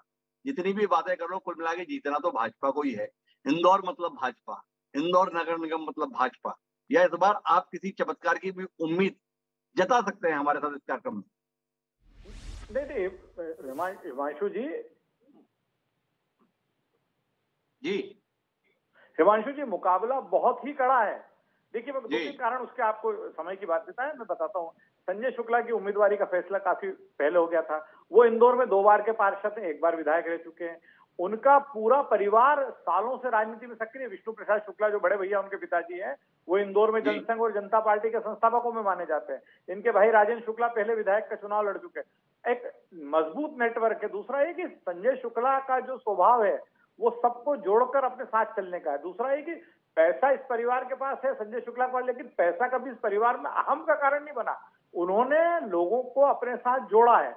मुकाबला इस बार इंदौर में निश्चित तौर पर आज की जो स्थिति है जिस पर हम आज बात कर रहे हैं, एक तरफा नहीं है, कड़ा मुकाबला है। हार जीत का फैसला किसी के भी पक्ष में हो सकता है, लेकिन बहुत रोचक है इस बार का चुनाव। जैसा आप बोल रहे हैं ना कि बीजेपी पहले केटवाक जैसी स्थिति रहती थी कि आए चुनाव जीत के चले गए, इस बार ऐसी स्थिति कतई नहीं है। मुकाबला तो कड़ा ही होना है। इस बार मुकाबला कड़ा ही है। कुल मिलाकर अगर हम मालवा और निमाड़ की सभी सीटों के संदर्भ में बात करें तो कुल मिलाकर प्रत्याशी चयन के आधार पर जो तस्वीर बनी है वो ये बता रही है कि भाजपा के लिए इतिहास दोहराना आसान नहीं है। कांग्रेस एक कड़ी चुनौती के तौर पर मैदान में है, इसलिए भारतीय जनता पार्टी को अगर 2023 को लेकर अपने कार्यकर्ताओं के बीच में उम्मीद जगाए रखना है तो कहीं ज्यादा मेहनत, कहीं ज्यादा प्रयास की जरूरत है। शहरी क्षेत्रों के संदर्भ में भारतीय जनता पार्टी की पकड़ कांग्रेस के मुकाबले ज्यादा रहती है, एक सामान्य जनधारणा है। उस पकड़ को बनाए रखा है ये साबित करने के लिए इस चुनाव परिणाम के नतीजों का आकलन किया जाएगा। क्या भाजपा उस आकलन में उत्तीर्ण होगी? निश्चित रूप से ये उत्सुकता का विषय है। हमें इंतजार रहेगा उस परिणाम का, लेकिन इससे पहले आप तीनों मेहमानों का बहुत बहुत धन्यवाद इस चर्चा का हिस्सा बनने के लिए। एक कार्यक्रम हमारा खत्म नहीं हुआ है, अभी हम एक छोटे से ब्रेक पर जाएंगे और ब्रेक के बाद लौटेंगे तो ग्वालियर चंबल संभाग के संदर्भ में बात करेंगे, जहां पर 2 शहर महापौर के संदर्भ में है, एक ग्वालियर दूसरा मुरैना। सिंधिया का क्षेत्र है, नरेंद्र सिंह तोमर का क्षेत्र है, दिलचस्प है वहां पे मामला। कहीं जाइएगा नहीं। हम छोटे से ब्रेक के लिए गए और वापस आए।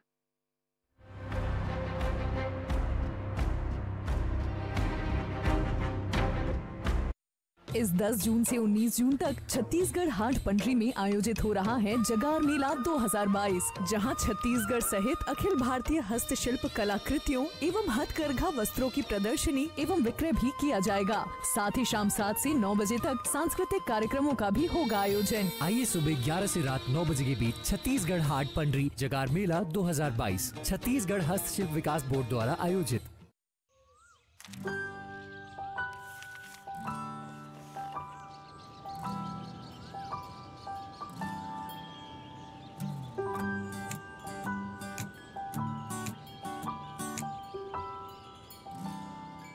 ये मेरा स्पेशल टच।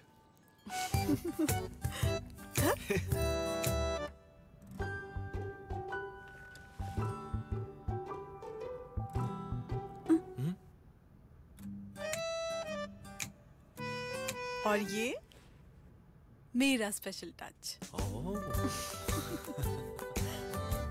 शुद्धता और सेहत का वचन, शुद्ध देसी वचन घी।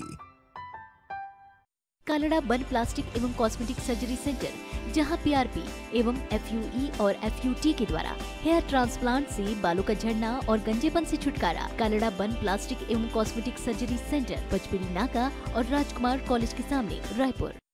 अरे यार मिश्रा जी, आपसे कितनी बार कहा है। अरे सरिया का हम क्या बताएंगे, अब सरिया तो सरिया है, लगा दीजिए जो सा लगाना है। हाँ हाँ लगा दीजिए, फोन मत करिएगा, बार बार फोन करके परेशान करते हैं। ओए सुन, सरिया मतलब कोई भी सरिया नहीं, सरिया मतलब कोर सरिया।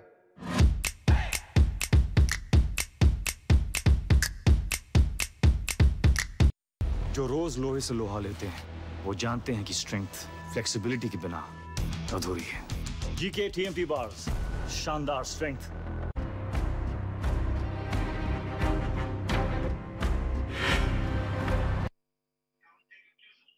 तो ब्रेक के बाद आपका एक बार फिर स्वागत है हमारे इस खास कार्यक्रम महापौर का गणित। महापौर गणित के तहत हम पूरे प्रदेश की समीक्षा करते हुए आ रहे हैं और अब आखिरी मुकाम पर है, अर्थात ग्वालियर चंबल संभाग के संदर्भ में, जहां पर 2 शहर हैं, 2 सीटें हैं, ग्वालियर और मुरैना। यहाँ पर दिलचस्पी भारतीय जनता पार्टी और कांग्रेस के बीच में संघर्ष को लेकर तो है ही, उसके साथ साथ एक और संघर्ष है, वो है भाजपा की सिंधिया और तोमर की भाजपा के संदर्भ में। इसलिए है क्योंकि भारतीय जनता पार्टी के खिलाफ 2 दशक तक राजनीति करने वाले ज्योतिरादित्य सिंधिया आजकल नए पोस्टर बॉय हैं। उन्होंने बहुत कोशिश की इस नगरीय निकाय चुनाव के अंतर्गत अपनी वैसी ही उपस्थिति दर्ज कराने की जैसी सरकार में उनकी है। शिवराज सिंह की सरकार है लेकिन उसमें चलती ज्योतिरादित्य सिंधिया की। पर नगरीय निकाय चुनाव के संदर्भ में 2 प्रत्याशी जो घोषित हुए, मुरैना और ग्वालियर के संदर्भ में, उसको लेकर ये समीक्षा चल रही है कि ये किसकी पसंद है, नरेंद्र सिंह तोमर की पसंद है या ज्योतिरादित्य सिंधिया की पसंद है। इसके संदर्भ में मुरैना से मीना जाटव को प्रत्याशी बनाया गया है और ग्वालियर से सुमन शर्मा को भारतीय जनता पार्टी ने प्रत्याशी बनाया। अगर कांग्रेस की बात करें तो शारदा सोलंकी मुरैना से है और शोभा सिकरवार भारतीय जनता पार्टी से है। इसी को हम समझने की कोशिश करते हैं कि यहाँ पर मामला क्या होने जा रहा है। हमारे साथ इस चर्चा का हिस्सा बनने के लिए 3 खास मेहमान है। हमारे साथ मध्य प्रदेश कांग्रेस के दिग्गज राजनेता बालेंद्र शुक्ल जी खासतौर पर इस चर्चा के लिए मौजूद है। हमारे साथ भारतीय जनता पार्टी के चेहरे के तौर पर ज्योतिरादित्य सिंधिया के बेहद निकट समझे जाने वाले मोहन सिंह राठौड़ जी, और इन दोनों के बीच में ग्वालियर चंबल की राजनीति के संदर्भ में मर्मज्ञ राकेश अचल जी, वरिष्ठ पत्रकार भी हमारे साथ है। आप तीनों का स्वागत है। चर्चा की शुरुआत बालेंद्र जी से ही करता हूँ। बालेंद्र जी, सबसे पहले जो भाजपा के प्रत्याशी हैं उनको आप किसके प्रत्याशी के तौर पर देख रहे हैं? माननीय नरेंद्र सिंह तोमर जी की भाजपा के प्रत्याशी के तौर पर देख पा रहे हैं या आप देख रहे हैं आपके पुराने भतीजे ज्योतिरादित्य सिंधिया ने कमाल कर दिया और भाजपा में भी अपने प्रत्याशियों को टिकट दिलाने में बहुत सफल हो गए? किस रूप में देख रहे हैं बालेंद्र जी? देखिए, जानकारी तो मुझको सीधी तो है नहीं, लेकिन जो ग्वालियर में निरंतर चर्चा हो रही थी कि अभी तक ज्योतिरादित्य सिंधिया मेरे भतीजे भारतीय जनता पार्टी के शीर्ष पर रहे थे और उनके हिसाब से ही तमाम राजनीतिक निर्णय लिए गए। ये भी चर्चा में था कि जितना उन्होंने आश्वासन सिंधिया को दिया था उसके अनुरूप उनको दे दिया जा चुका है, लेकिन अब भारतीय जनता पार्टी के हिसाब से राजनीतिक निर्णय होंगे। इस बार भी जब ग्वालियर में महापौर का टिकट की बात चली तो यहाँ पर चर्चा का विषय था कि ज्योतिरादित्य सिंधिया समीक्षा गुप्ता के लिए प्रयास कर रहे थे और नरेंद्र सिंह तोमर और अन्य उनके नेतागण प्रयास कर रहे थे कि किसी भाजपा के वरिष्ठ नेता को मिले, और उसमें अंततोगत्वा उनकी देखा जाए तो नरेंद्र सिंह तोमर की इसमें जीत हुई और जिस प्रत्याशी को ज्योतिरादित्य सिंधिया देना चाहते थे उनको निराशा हाथ लगी है। और लगाया जा रहा है कि इनके समर्थक एक दूसरे के प्रति शायद उतना सद्भावना से काम नहीं करेंगे, और इसीलिए मुझे लगता है इस आने वाले इस चुनाव में जहां पे भारतीय जनता पार्टी बहुत वर्षों से अपना महापौर और परिषद बनाती आई है, उनको शायद इस बार मुख्य खानी पड़ेगी और कांग्रेस का प्रत्याशी इस चुनाव में जीतेगा। कांग्रेस के प्रत्याशी के जीतने की उम्मीद बालेंद्र जी कर रहे हैं। मैं पहले मुरैना के संदर्भ में थोड़ी सी बात करना चाहता हूँ। भारतीय जनता पार्टी ने मीना जाटव को प्रत्याशी बनाया है, कांग्रेस ने शारदा सोलंकी को।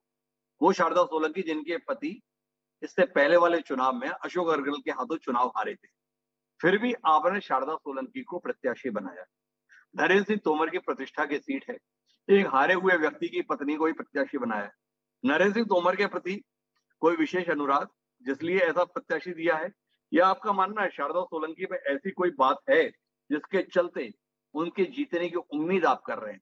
ये सवाल इसलिए कर रहा हूं क्योंकि आज शिवराज सिंह चौहान खास तौर पर मीना जाटव का नाम लिए, बोले देखिए भारतीय जनता पार्टी को एक आंगनवाड़ी कार्यकर्ता को भी हमने प्रत्याशी बना दिया, ये है भाजपा। क्या कहते हैं भाजपा के इस फैसले को आप? देखिए, भाजपा कुछ भी करे ये उनकी शैली है, उनका अंदाज है, उनका तौर तरीका है। ये भी सही है कि पिछले दिनों में भारतीय जनता पार्टी को राजनीतिक तौर से काफी कुछ सफलता मिली है, लेकिन इसका मतलब धीरे धीरे ये हो गया है कि अब उनका नेतृत्व ये समझता है कि हम चाहे जो निर्णय ले लेंगे, वोट तो हमको मिलने वाले हैं, चुनाव हम ही जीतने वाले हैं, इसीलिए वो ऐसे अप्रत्याशित निर्णय ले रहे हैं। गुजरात में पूरी टीम बदल दी उन्होंने कैबिनेट की, काम आज भी चल रहा है। इसी प्रकार से इनके तमाम निर्णय ऐसे हो रहे हैं जो ये जताते बताते हैं कि हम सबके हैं और सबके बीच में रहना चाहते हैं, और हमारा जो भी निर्णय होगा उस पर जनता भी विश्वास करेगी और वोट देगी। लेकिन आने वाले दिनों में ऐसी स्थिति नहीं बनने वाली है। ग्वालियर में मैं देख रहा हूँ कि ग्वालियर में भी अब आम जनता के बीच में भारतीय जनता पार्टी के प्रति वो आसक्ति नहीं रहेगी, क्योंकि इनके जो बड़े बड़े निर्णय हो रहे हैं उन बड़े निर्णयों में ज्यादातर लोगों को देखने में आ रहा है कि भारतीय जनता पार्टी आम आदमी के अनुरूप काम नहीं कर रही है। चाहे महंगाई की बात हो, अभी पिछले दिनों जब ये सेना में भर्ती की बात हुई थी, अग्निपथ की बात हुई थी, ये सब चीजें मिला मिलू करके भारतीय जनता पार्टी के प्रति आम आदमी का रुख ठीक नहीं है। इसलिए मुरैना में अगर कोई मुरैना हमारा व्यक्ति हार गया है तो इसका मतलब ये नहीं कि 5 साल बाद वो या उसकी पत्नी को टिकट दे दिया जाएगा तो वो भी हारेगी।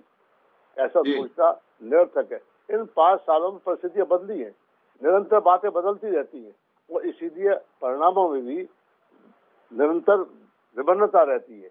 तो मैं समझता हूँ कि इस समय मुरैना में हमारा विधायक भी है, दमदार विधायक है, और जिनको भी टिकट मुरैना से दिया गया निश्चित तौर से वो जीतेंगे। एक संकेत मैं आपको भी देना चाहता हूँ कि भारतीय जनता पार्टी की तरफ से शिवराज सिंह जी पधारे, बड़े बड़े नेता पधारे, उनके फॉर्म भरवाने के लिए क्या आवश्यकता थी? पूरे मध्य प्रदेश में तो गए नहीं।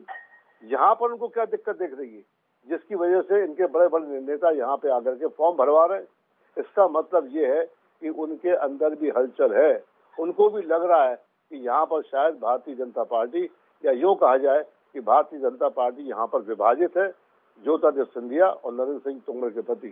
नरेंद्र सिंह तोमर उनके पुराने नेता रहे, शुरू से रहे, लेकिन जिस प्रकार से ज्योतिरादित्य सिंधिया के भारतीय जनता पार्टी में आने के बाद में एकाएक उनको आंखों पे बिठा दिया गया, ये चीज आम भारतीय जनता पार्टी के नेताओं को समझ से परे है।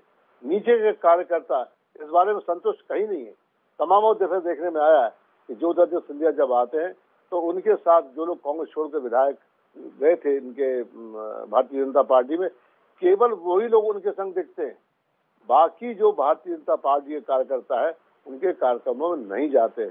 अब जब महापौर का स्थिति बनी है तो ये देखने में आया कि ज्योतिरादित्य सिंधिया किसी एक महिला के लिए प्रयास कर रहे थे, लेकिन निर्णय अंततोगत्वा नरेंद्र सिंह तोमर और अन्य नेताओं के पक्ष में हुआ। इसलिए मैं समझता हूँ कि आने वाले दिनों में ग्वालियर चंबल संभाग में भारतीय जनता पार्टी को सफलता नहीं मिलेगी। तो बालेंद्र जी बहुत आश्वस्त हैं, जिस रीति नीति पे भाजपा चल रही है उसके चलते ग्वालियर चंबल अंचल में भाजपा को सफलता नहीं मिलेगी। मोहन सिंह राठौड़ जी मेरे साथ में है। मोहन सिंह जी, कितना आहत हैं आप? आपके नेता सम्मानित ज्योतिरादित्य सिंधिया जब कांग्रेस में थे तो क्या बात करते हैं ग्वालियर चंबल संभाग की, पूरे प्रदेश के संदर्भ में अपनी भूमिका में होते थे। देवास का टिकट भी वो फाइनल करते थे, इंदौर का भी करते थे, मंदसौर का भी करते थे, और क्या हालत हो गई भाजपा में आने के बाद? सब बता रहे हैं, ना मुरैना में वो अपनी पसंद के किसी व्यक्ति को टिकट दिला पाए, ना ग्वालियर में दिला पाए। पुराने कांग्रेसी बता रहे हैं 16 सीटें दी पे भी नहीं दिला पाए। टाइगर जिंदा है के संदर्भ में जो टिप्पणियां वो आपके कानों तक भी पहुंची होंगी। तो आपसे जानने में दिलचस्पी है, सिंधिया जी का गढ़ है ग्वालियर चंबल संभाग, सिंधिया जी की आन बान शान की जगह है ग्वालियर चंबल संभाग। ऐसे सिंधिया जी का इस कदर अपमान क्या जनता बर्दाश्त कर लेगी? क्या उनके समर्थक बर्दाश्त कर लेंगे? क्या आपको नहीं लगता है भारतीय जनता पार्टी ने अपनी राह मुश्किल कर ली है, इसीलिए बालेंद्र जी के चेहरे पे इतनी मुस्कुराहट है, इतना उल्लास है, इतना आनंद है? देखिए आदरणीय बड़े भाई साहब बालेंद्र शुक्ला जी सदैव मुस्कुराते हैं, तो कोई नई बात नहीं है मुस्कुराने की, तो अच्छी बात है। मैं आपसे ये कहना चाहता हूं कि दोनों पार्टियों का जो बेसिक फर्क है, जो मूल फर्क है, उसको आप समझने की कोशिश करिए। कांग्रेस पार्टी जो है व्यक्ति प्रधान पार्टी है। कांग्रेस में व्यक्ति देखा जाता है, व्यक्ति ही निर्णय करता है और व्यक्ति के निर्णय को ही आगे बढ़ाया जाता है। कांग्रेस पार्टी का जब प्रत्याशी का निर्णय हो रहा था, उस वक्त कांग्रेस पार्टी के कार्यालय में किस प्रकार से विरोध उत्पन्न हुआ, अध्यक्ष से लेकर तमाम सारे पदाधिकारियों ने इस्तीफे दिए सिर्फ इसी टिकट के ऊपर। तो कांग्रेस तो अपने आप में इतने भागों में विभाजित हो चुकी है कि वो लड़ाई तो छोड़िए, मैदान में भी खड़ी नहीं हो पाएगी। और जिसका संगठन का मुखिया ही ये कहे कि मैं अगर ये टिकट दिया तो मैं इस्तीफा दे दूंगा। अब वो ठीक है कि इस्तीफा किस दिन देंगे उसका भी हम सबको इंतजार है, क्योंकि उन्होंने जो कहा था वो करके दिखाएंगे। तो पार्टी, और जहां तक भारतीय जनता पार्टी की बात है, भारतीय जनता पार्टी संगठन की पार्टी है। इसमें किसी व्यक्ति विशेष का कोई निर्णय नहीं होता।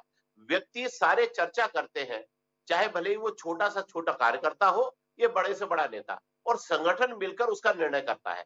तो संगठन ने अपने तमाम सारे जो तरीके हैं, जिसमें कि सर्वे होते हैं, संगठन में नेताओं की राय ली जाती है, कार्यकर्ताओं की राय ली जाती है, संगठन में तमाम सारे समवैचारिक संगठन है, उन सब संगठनों की राय से एक ऐसे व्यक्ति का चयन होता है जो व्यक्ति चुनाव की दृष्टि से, जनता के हित की दृष्टि से और क्षेत्र के विकास की दृष्टि से जो सर्वोपरि है उसका चयन होता है।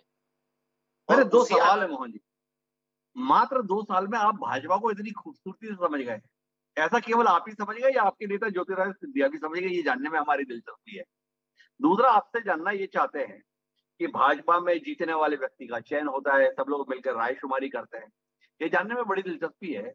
आप सब इतने लंबे चौड़े लाभ लश्कर के साथ कांग्रेस से भाजपा ही हुए, क्या उस लाभ लश्कर में एक भी इस लायक आदमी नहीं था ग्वालियर और मुरैना से कि कम से कम एक तो आपके लश्कर से व्यक्ति का चेहरा हमें उम्मीदवार की शक्ल में दिखाई दे जाता? क्या इतनी बड़ी लायबिलिटी लेकर आप भाजपा का हिस्सा बने हैं कि किसी को इस लायक नहीं समझा जा सका कि आप में से कोई भी चुनाव जीत सकता है? इस पर थोड़ी रोशनी दीजिए ना।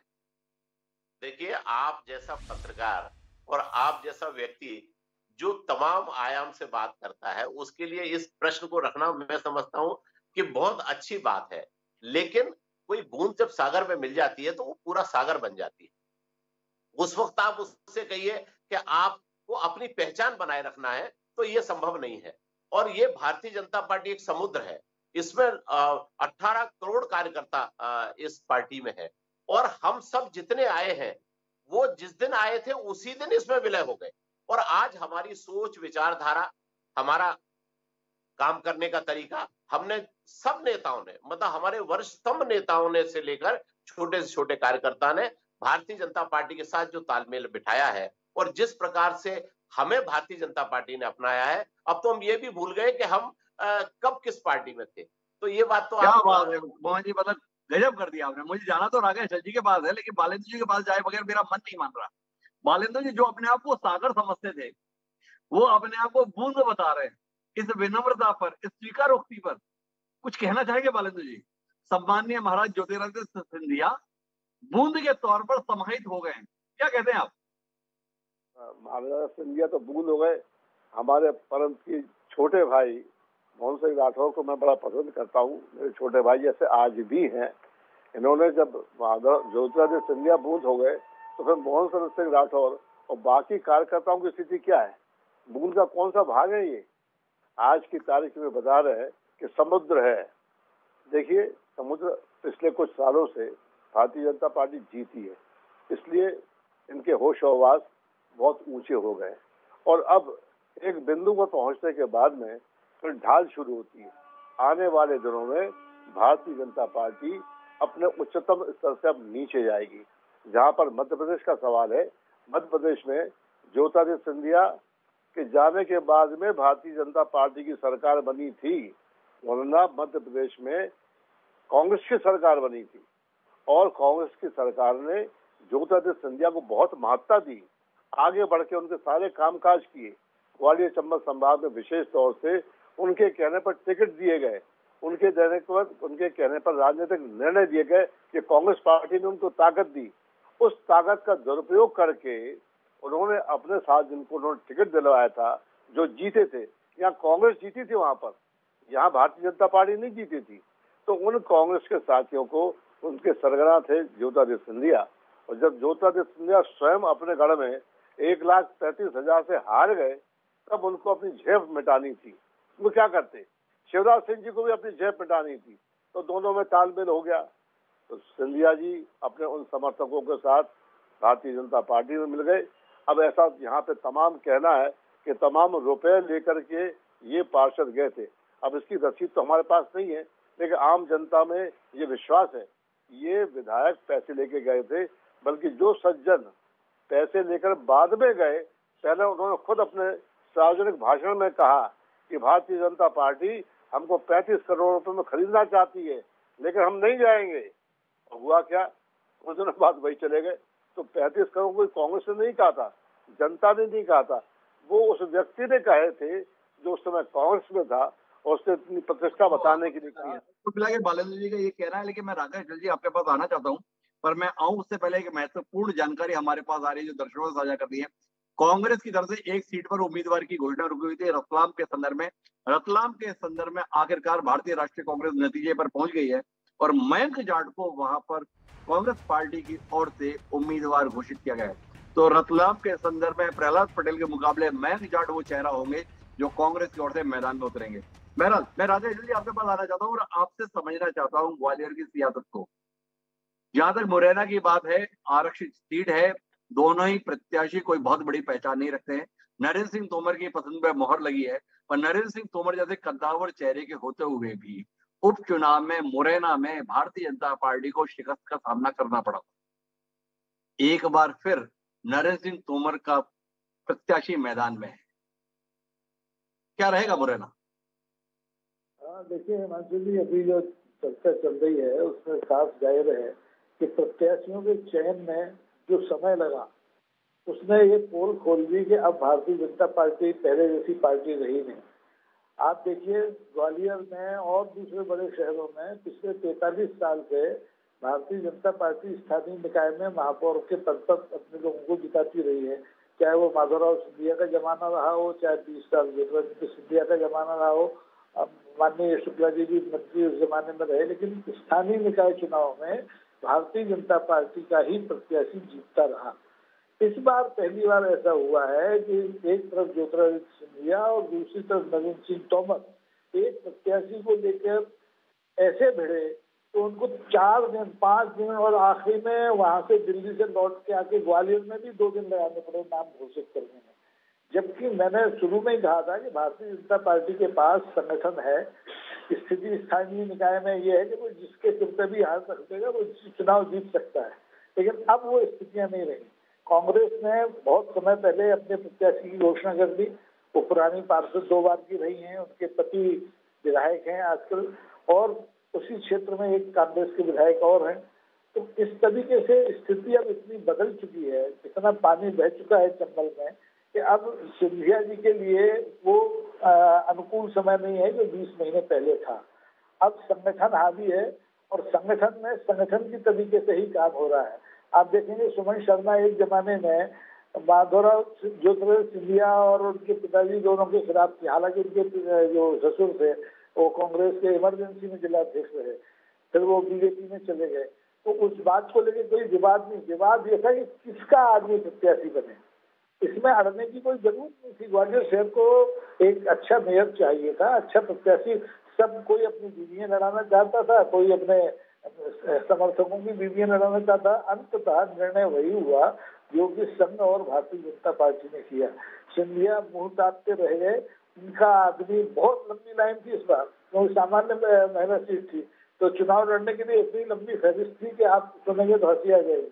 लेकिन संकट ये रहा कि बनी बनाई पोजीशन को भारतीय जनता पार्टी ने, इस जो डिलेमा रहा पिछले 1 हफ्ते का, उसमें अपने पांव तो कुल्हाड़ी मार दी है।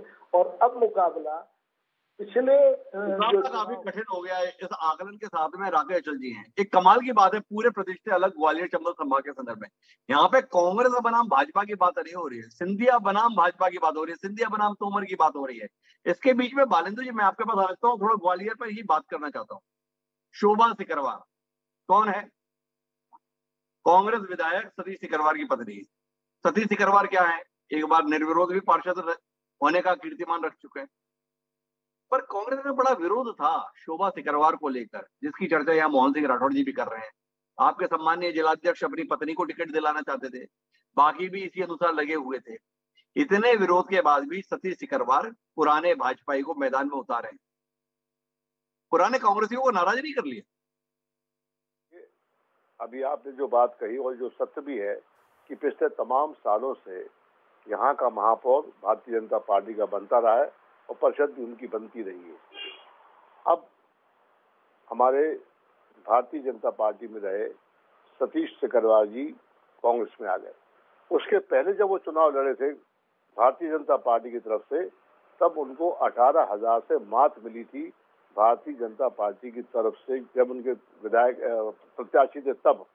उसके बाद जब वो कांग्रेस में आए तो उनको 8,000 से ज्यादा की उनको बढ़त मिली और वो विधायक बने। तो कांग्रेस का इसका मतलब ये हुआ कि इस इलाके में अब कांग्रेस की प्रति लोगों की आशाएं बढ़ रही हैं, रुझान बढ़ रहा है। इसीलिए जो व्यक्ति बीजेपी से 18,000 से हारा, वो 7-8 हजार से अगर कांग्रेस में आने के बाद जीतता है, ये संकेत क्या देता है? फिर वो व्यक्ति खुद पार्षद रहा है, उनकी पत्नी 3 बार पार्षद रही हैं, वो भी आज की तारीख में कांग्रेस पार्टी के अंदर है। ऐसे व्यक्ति को अगर टिकट दिया जाए तो देखिए, जहाँ तक टिकट की बात है तो टिकट तो कई लोग मांगते हैं, ये स्वाभाविक है, ऐसा कभी नहीं होता कि एक ही आदमी टिकट मांग रहा हो। लेकिन आने वाले दिनों में सबने मिलकर के, आज ही उसके कार्यालय का उद्घाटन हुआ और सबने मिलजुल करके शोभा सिकरवार को जिताने की कल्पना की है, आदेश दिया है, सबको हौसला दिया है, हिम्मत बनाई है। तो मैं नहीं समझता हूँ कि शोभा सिकरवार ऐसी महिला नहीं है कि जिसके बारे में जीतने की कोई असंभावना तो है ही नहीं। और भारतीय जनता पार्टी की तरफ से ये स्पष्ट हो गया है कि वही भारतीय जनता पार्टी, जिसका हमारे प्रिय मोहन सिंह जी राठौर कह रहे हैं, इस पार्टी के अंदर 2 बात साफ दिख रहे हैं, नरेंद्र सिंह तोमर और ज्योतिरादित्य सिंधिया। ये सबकी जबान पे सब लोग जान रहे हैं, सबको मालूम था कि इनके प्रत्याशी किसके, कौन से प्रत्याशी है। जब टिकट मिल गया तो ये स्वाभाविक है कि ज्योतिरादित्य सिंधिया को झटका लगा होगा, उनके साथियों को झटका लगा होगा और पता नहीं वो कितना सहयोग दे पाएंगे। लेकिन जहां तक कांग्रेस पार्टी का सवाल है, हम इतने दिनों से हारने के बाद अब सब कांग्रेस पार्टी की इच्छा है कि हमारा ही मेयर बने, और इसलिए मुझे आशा है कि शोभा सिकरवार निश्चित तौर से चुनाव जीतेंगी। उनकी पृष्ठभूमि ऐसी है और सतीश सिकरवार भी एक बड़े सौम्य व्यक्ति हो गए, घुल मिल गए हम सबके बीच में, अपने बड़ों से चरण छूते हैं, आशीर्वाद लेते हैं। तो मैं नहीं समझता हूँ कि कहीं कोई दिक्कत कांग्रेस पार्टी को जाने वाली है। चरण तो ज्योतिरादित्य सिंधिया के भी छू लेते हैं क्या? चरण जो उनका छूने का मामला है ज्योतिरादित्य सिंधिया का, बालेंद्र जी आपने भी वो दृश्य देखे होंगे, कुछ काम करेगा क्या? आशीर्वाद के तौर पर सतीश सिकरवार या उनकी पत्नी को आशीर्वाद मिलेगा? ये सवाल है। क्या लगता है भाजपा जो व्यवहार कर रही है बूंद समझकर, उसका कुछ कृपा आएगी सतीश सिकरवार के हिस्से में, शोभा सिकरवार के हिस्से में? देखिए, ज्योतिरादित्य सिंधिया एक सीनियर व्यक्ति है, बड़े नेता हैं, बड़े परिवार के हैं। अगर कोई दूसरे दल का व्यक्ति भी हो और वो कांग्रेस पार्टी का मान ले या बीजेपी का मान ले, तमाम बीजेपी के ऐसे कार्यकर्ता है जो मेरे चरण आज भी छू लेते हैं। कई कांग्रेस के साथी ऐसे जो सिंधिया जी को महाराजा आज भी बोल देते हैं, हो सकता कुछ वो चरण भी छू ले, लेकिन वो जो गए नहीं है वो है कांग्रेस पार्टी के अंदर। तो चरण छूने मात्र से ये नहीं संकेत देता है कि किसी के दिल दिमाग में क्या है। उसने एक सम्मान किया सिंधिया को, लेकिन आज वो चुनाव लड़ रहे हैं कांग्रेस पार्टी की तरफ से और पूर्ण रूप से कांग्रेस पार्टी आज उनके साथ है। हमें पूरा विश्वास है कि आने वाले समय में शोभा सिकरवार ही यहाँ की मेयर बनेंगी।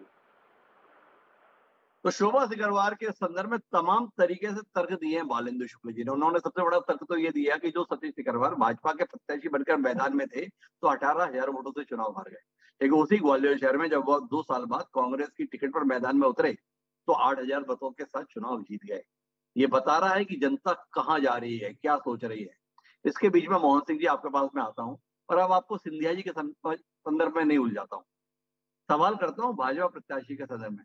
सुमन शर्मा में ऐसा क्या है जिसके चलते आपको लगता है कि कांग्रेस की एक अनुभवी प्रत्याशी के मुकाबले सुमन शर्मा पसंद की जाएंगी? केवल इसलिए कि उनके ससुर साहब कभी ग्वालियर के मेयर हुआ करते थे, क्या इसलिए कि ग्वालियर के कभी वह विधायक हुआ करते थे, या सुमन शर्मा मुकाबले में शोभा सिकरवार से इन मायनों में बेहतर है इसलिए जनता, ग्वालियर की विवेकवान जनता उन्हें चुनेगी? थोड़ा रोशनी देंगे मोहन जी। मैं बिल्कुल आपकी सभी बातों पे मैं जवाब देना चाहता हूँ। पहले तो आदरणीय बालेंद्र भाई साहब को मैं कहना चाहता हूँ कि जो नरेंद्र सिंह जी और श्रीमंत सिंधिया जी और कांग्रेस के भाजपा के तमाम सारे जो नेताओं के बीच में बात करते हैं तो दिल के बहलाने को गालिब ये ख्याल अच्छा है, आप मुस्कुराते रहिए, आपके विचार के लिए अच्छा हो सकता है, लेकिन वास्तविक स्थितियां अलग है। कांग्रेस पार्टी के पास संगठन नाम की कोई चीज नहीं है।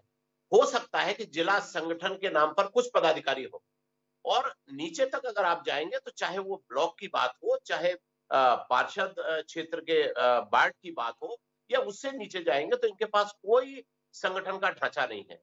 जहां तक भारतीय जनता पार्टी की बात है, भारतीय जनता पार्टी में व्यक्ति चुनाव नहीं लड़ता, व्यक्ति की अहमियत समाप्त हो जाती है। भारतीय जनता पार्टी में संगठन चुनाव लड़ता है और मैं बड़े गर्व के साथ इस बात को कह सकता हूं, और इतने दिनों में जो मैंने देखा है, इतनी बड़ी कार्यकर्ताओं की, समर्पित कार्यकर्ताओं की फौज है जो राष्ट्र निर्माण से लेके और एक वार्ड के विकास तक की जो चिंता करते हैं, वे सारी लोग एक साथ चुनाव लड़ेंगे। और अभी जो हमारा पूरा जो वरिष्ठ नेतृत्व है केंद्रीय प्रदेश का, श्रीमंत सिंधिया जी, माननीय नरेंद्र सिंह जी, जितने भी लोग हैं, इन सबने जो ग्वालियर के विकास का जो खाका तैयार किया है, जिसमें 450 करोड़ की एलिवेटेड रोड शुरू हो रही है, जिसके अंदर चंबल से पानी लाने के लिए पैसा स्वीकृत हो गया है। 500 करोड़ रुपया ग्वालियर के एयरपोर्ट के लिए श्रीमंत सिंधिया जी ने स्वीकृत किया, जिसका काम शुरू होने वाला है। आपका ग्वालियर का जो रेलवे स्टेशन है, उसके लिए 250 करोड़ रुपया स्वीकृत हुआ है। तो सबको ये समझ में आ रहा है कि अगर ग्वालियर को बदलना है, ग्वालियर में विकास की अगर धारा को प्रवाहित करना है, तो भारतीय जनता पार्टी का मेयर ही जिताना पड़ेगा। ये आम आदमी का संकल्प। मैं मोहन जी 2 सवाल आपसे करना चाहता हूँ विनम्रता पूर्वक बीच में। ये काम शुरू हो गया है, ये काम शुरू हो गया है, इसकी घोषणा हो गई है। अरे भाई, भोपाल में भाजपा की सरकार बीच के 15 महीने छोड़ दें तो किसकी थी? भारतीय जनता पार्टी की थी। ग्वालियर में मेयर किसका था? लगातार 50 साल से भारतीय जनता पार्टी का था। केंद्र में 8 साल से सरकार किसकी? भारतीय जनता पार्टी की। तो इतना सब रहते हुए ग्वालियर में विकास अभी शुरू हो पाए, ऐसा आपकी बातचीत से लग रहा है।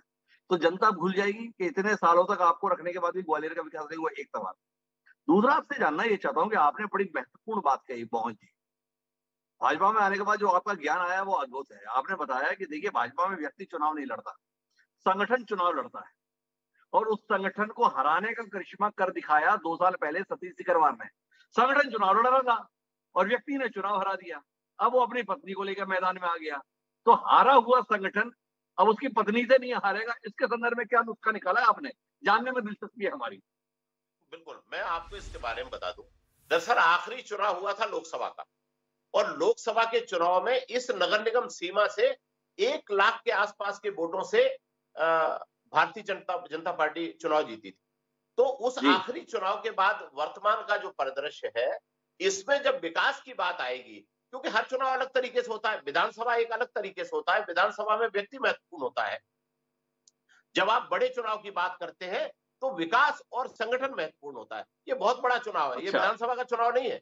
ये पूरे क्षेत्र के 66 वार्ड हैं, जिसमें कि बल्कि 3.5 विधानसभाएं आती है। मतलब ग्वालियर ग्रामीण 14 के बीच 6 वार्ड इसमें सम्मिलित है। तो ये बहुत बड़ा क्षेत्र है। इसमें 3.5 विधानसभाओं का जो क्षेत्र है, इसके अंदर अगर संगठन नहीं है तो व्यक्ति चुनाव नहीं लड़ सकता। और संगठन भी वो जिसमें कार्यकर्ता तो है ही, वे नेता भी है जो इस क्षेत्र के विकास के लिए एक पूरा रोड मैप तैयार करके बैठे। मैं एक बार और रोकूंगा मोहन जी, जब संगठन नहीं था कांग्रेस का, तब भी 2018 के विधानसभा चुनाव में कांग्रेस ने भाजपा के संगठन को हराया, नहीं पूरी तरीके से हराया। यही संगठन था और इसको कांग्रेस ने संगठन रहित होते हुए भी हरा दिया। उस कांग्रेस की चुनौती को इतना हल्का आंक रहे हैं, थोड़ा जाति नहीं कर रहे अपनी पूरी पार्टी के साथ मोहन जी? आपको इसलिए कह रहा हूं कि विधानसभा में व्यक्ति महत्वपूर्ण एक बार हो सकता है, लेकिन जब हम लोकसभा की बात करते हैं, जब हम महापौर की बात करते हैं, जब 3.5 विधानसभाओं की बात करते हैं, और इस क्षेत्र में जो अब विकास का जो रोड मैप तैयार हुआ है, उसको लेकर पूरी जनता आश्वस्त है कि यहाँ का अगर विकास कोई कर सकता है तो भारतीय जनता पार्टी के प्रत्याशी के रूप में आदरणीय सुमन शर्मा जी कर सकती है, क्योंकि उनके परिवार का सुमन शर्मा में कोई खूबी नहीं है। मोहन जी ने साफ तौर पे बताया हमें, देखिए प्रत्याशी पे ज्यादा बात करने की आपको जरूरत नहीं है। भाजपा में तो संगठन महत्वपूर्ण है और संगठन कुल मिला के हर नुस्खा निकाल कर दे देता है जीत के संदर्भ में। मुझे आखिरी टिप्पणी के लिए जाना राघव अटल जी के पास है, पर बालेंदु जी कुछ हस्तक्षेप करने जा रहे हैं, उनका हस्तक्षेप सुनते हैं और ग्वालियर चंबल के संदर्भ में निर्णायक टिप्पणी राघव अटल जी से करते हैं। जी बालेंदु जी। जी, जितने समाचार पत्र छप रहे आज से लेके महीने, 2 महीने, 6 महीने, साल भर पहले, शायद ही कोई समाचार पत्र ऐसा हो जिसमें ग्वालियर के नगर निगम के अंदर गंदगी, परेशानी, गंदा पानी, बिजली की कमी, ये सब चीजें निरंतर बनी हुई है भारतीय जनता पार्टी की सरकार होते हुए भी। तो ये सब जो गंदगी और परेशानी है, ये किसके राज में हुई है? ये इन्हीं के राज में हुई है। और जैसा आपने पहले कहा, बहुत ठीक कहा कि ज्योतिरादित्य सिंधिया 1,33,000 से हारे, वो तो व्यक्ति थे, व्यक्ति वहां पे हार गए। अब यहाँ पर ग्वालियर के अंदर शायद ही मैं बता रहा हूँ कि कोई ऐसा इलाका हो जो गंदगी से भरपूर ना हो, और स्वच्छता की दृष्टि से भी ग्वालियर धीरे धीरे पीछे सरक रहा है। उसका नंबर पीछे जा रहा है, इंदौर नंबर 1 पे रहा है, लेकिन ग्वालियर पीछे जा रहा है। तो मैं नहीं समझता हूँ कि यहाँ के भारतीय जनता पार्टी, उनका संगठन, उनके नेता क्या कर रहे हैं। और खास तौर से जब ज्योतिरादित्य सिंधिया भारतीय जनता पार्टी में आ गए हैं तो यहाँ पर भारतीय जनता पार्टी विभाजित सबको दिख रही है।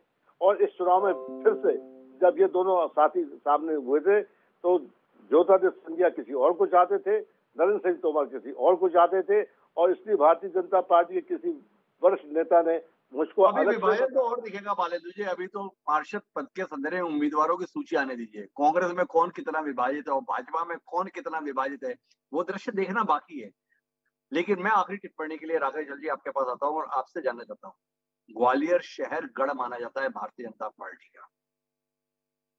आपका जो पत्रकारिता का तजुर्बा है वो गढ़ में दरारें देख रहा है या गढ़ को सुरक्षित देख रहा है? आखिरी टिप्पणी आपकी।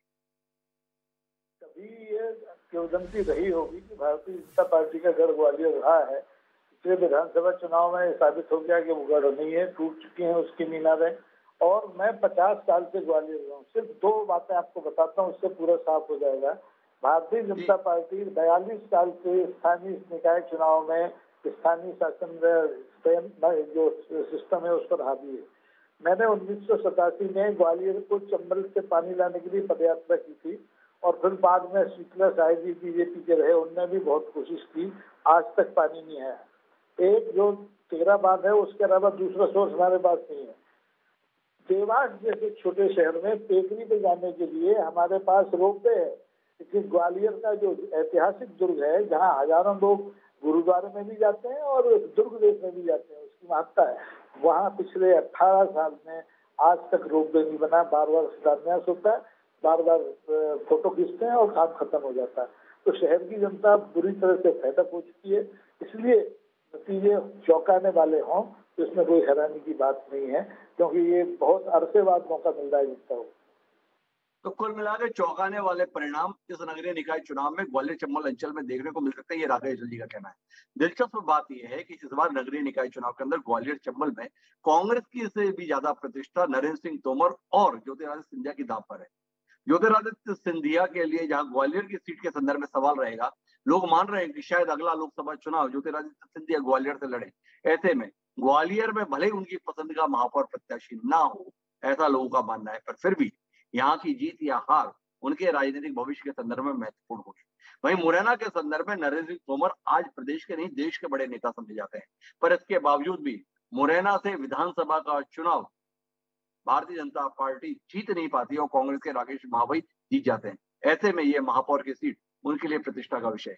क्या कांग्रेस कोई ऐसी चुनौती दे पाएगी जिसके चलते इन दोनों नेताओं को अपने साथ की चिंता के लिए यहाँ पर कैंप करना पड़ेगा? इंतजार रहेगा हमें जानने के लिए। आप तीनों मेहमानों को बहुत बहुत धन्यवाद इस चर्चा का हिस्सा बनने के लिए। समय है अब इजाजत लेने का, लेकिन नगरीय निकाय चुनाव के संदर्भ में हमारी चर्चाओं का ऐसा सिलसिला आगे भी जारी रहेगा। लेकिन अब मुझे दीजिए, कल फिर मिलेंगे नए विषय के साथ।